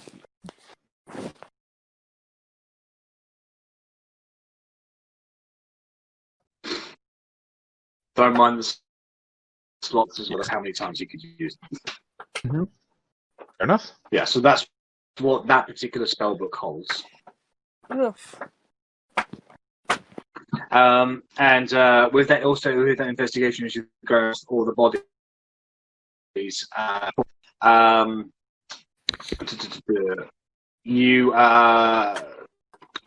Gonk has a strange-looking necklace on him. It looks to be like a crystallized finger that is about the size of what you expect to be a regular hill giant. Might not be worth anything, but it looks like it has a lot of indigenous value. So if we find some giant, you can just wave a finger at them and maybe they'll leave us alone. Or they'll kill us for chopping a finger off a giant. Literally give them a finger. Nice. Yeah. Yeah. I mean, it's crystallized, so I was going to ask could to be like... It could be used as a component for specific kinds of spells. Which ones, you don't know, because that's not your area of expertise. No, I want magic with this. But that'll be in due course, so that's fine. Toby, at this point, checks off the stunning, because he's only a little raven. And he was stunned the entire time from the initial time that he was stunned. But between the both of you, Bella and Korgrin, you have looted everything that you can loot from this battlefield. Fantastic. All right. So in terms of harvesting, so Arri, you're harvesting the Glabrazu. Can you roll survival check at advantage, please? And what are you harvesting from it? I'm hoping to harvest any claws, any scales he may have, because I believe he had wings, his horns. He does have horns. He has a few spikes, and his pincers are still intact, and they look like they could be valuable. Anything that's sharp and pointy, basically. Yeah, that'll be his horns, his spikes, and his pincers. Yeah, and no claws? No, those are his pincers. He has fists in his pincers. Oh, okay. All right, so with that roll, you can put in 2 Glabrazu horns. Can you please put the spelling in the chat? Yes. Thank you. Glabrazu. Hey, it is. You can get 6 Glabrazu spikes. So Glabrazu horns. And one Glabrazu pincer and 1 damaged Glabrazu pincer. I'm just like a walking freaking component box at the moment. Basically, I'm assuming that you're putting all of these into bargain holding anyway. So that would make sense. If I could, yeah, because there's probably a lot that's on me that I should be putting. Just copy everything into the chat later, whatever you want to put in, and we'll just do it post session if you want. Yeah, because I've got a lot. I've still got blood on me and everything. So Rennas, you toenails off of Gonk. Yeah. What were you going to try and harvest anything else from?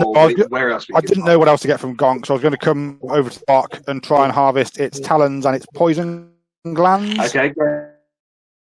Make us please, because Verity is helping you. Yeah.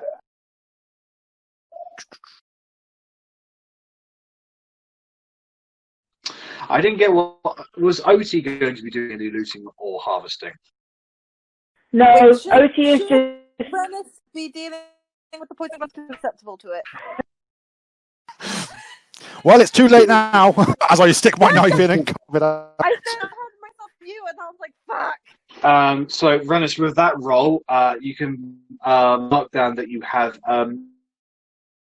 6 talents. Yes. I'll copy them. And 4 rock poison glands. Unfortunately, due to the nature of the fight, most of the bodies were like pretty much destroyed. Yeah, that's fair. A good harvest from these guys. If everyone's done, maybe we should actually fuck off these caves eventually.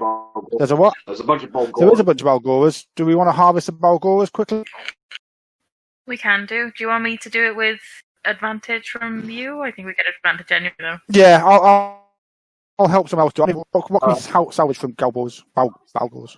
2. I've harvested them before, but I can't remember what you got. Whatever you'd like to. They're big and muscly. Can we take a hide? I was going to say, because at will they can, like, we've seen them cast invisibility. Maybe there's something good about their hide. Hide sounds good.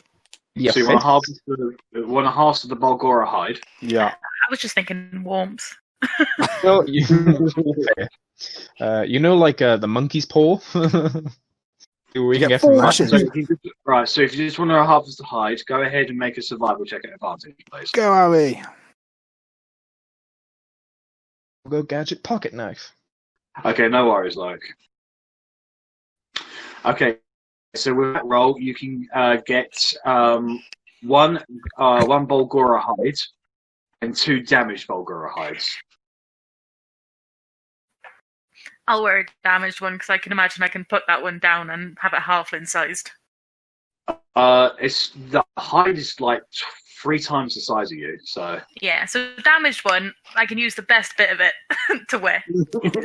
Or we could chuck it on the bag of holding and do later. I mean, yeah. I'm sure it'll be warm in this cave, which we're definitely going to now. Yeah. Warm in a cave. So as you guys finish off this harvesting, Talion finishes a conversation with Unity, and he says, "Go now, my friends. Rest well, and if I need you, I'll call on you. Okay." Restful, we literally woke up like less than an hour ago. I still want to rest. I'm quite fucked. Talion, please, please be safe. I will, my friends. Sorry about that. And before they leave, Unity and Steve are going to spend the next 5 minutes healing everybody up to full HP. Oh, Fantastic. Yay! Thank. Can you spell? Unfortunately. And with that, Unity gives one final neigh and disappears in a white mist. Steve looks at all of you and says, "Well, if you guys are ever dying again, feel free to call upon me." That's every 5 minutes, Steve. You don't want to make offers like that. Yeah, we're likely to die again at some point, so Oh, well, Hopefully it won't be anytime soon. give me a little time because I nearly died, and that's scary. that's every day for us. bro. Word. It's every day, bro. From now on, consider Verity's word as honourable as mine. She's my Always chosen- considered Verity honourable. She's my friend. Well, thank you very much for your help, Steve, and we hope you rest well. I think I will. I have a very nice bed. It's made of flowers. And with that, he gives one final neigh. A glow from his horn emanates, and he disappears. Talion starts walking over to the rest of you. He gives the remains of Dorian a good boot across the face as he does. He spits on. Well, he would spit on the ground, but he's got a scarf up. But he makes the spitting now. Inside his scarf, just chilling there. He just looks at him and just goes, "Disgusting creature." So the guy that just spit in his scarf. Made the noise. This might sound really odd, Talion, but do you have like a wooden figure on you or anything like that? A wooden figure? Well, you see, okay, this is our character, but I was reading through the journals and Melody had carved Talion a wooden figure, so I'm trying to see if this is like, if he has it to prove that he's the real Talion.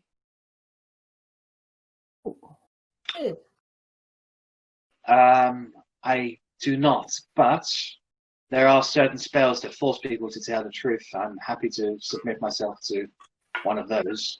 I don't know that yet today. I knew it yesterday, but I've forgotten it. It just slipped straight out of my mind.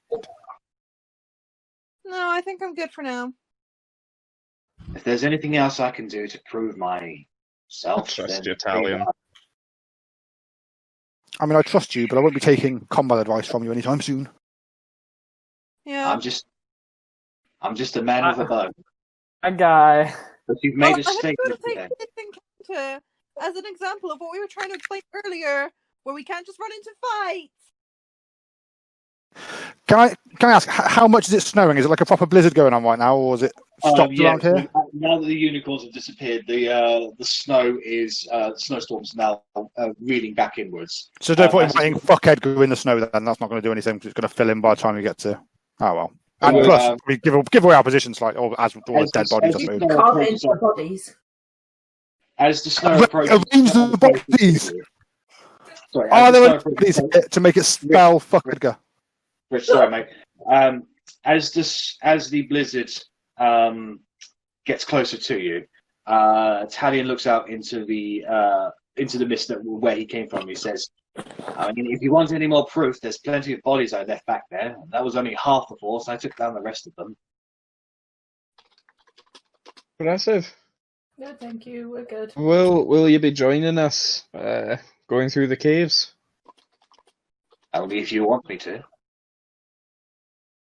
I mean, another bow is another bow. You are welcome to join us. I'm just giving a filthy look off from the side because I do not trust anybody. Yes, you can. We don't need this, dude. And it has two flasks of whiskey inside the coat pockets. Nobody else knows about We this. didn't get that when we were looting. My 20 didn't find that. DC was 22 to find those. They were very well hidden. A legend.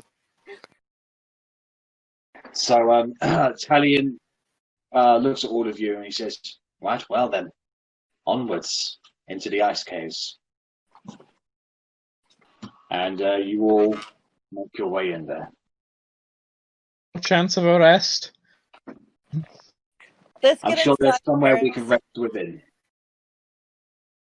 Oh yeah, don't forget you've got a scroll for 1,000,000 miles. Still scrolling. There we are.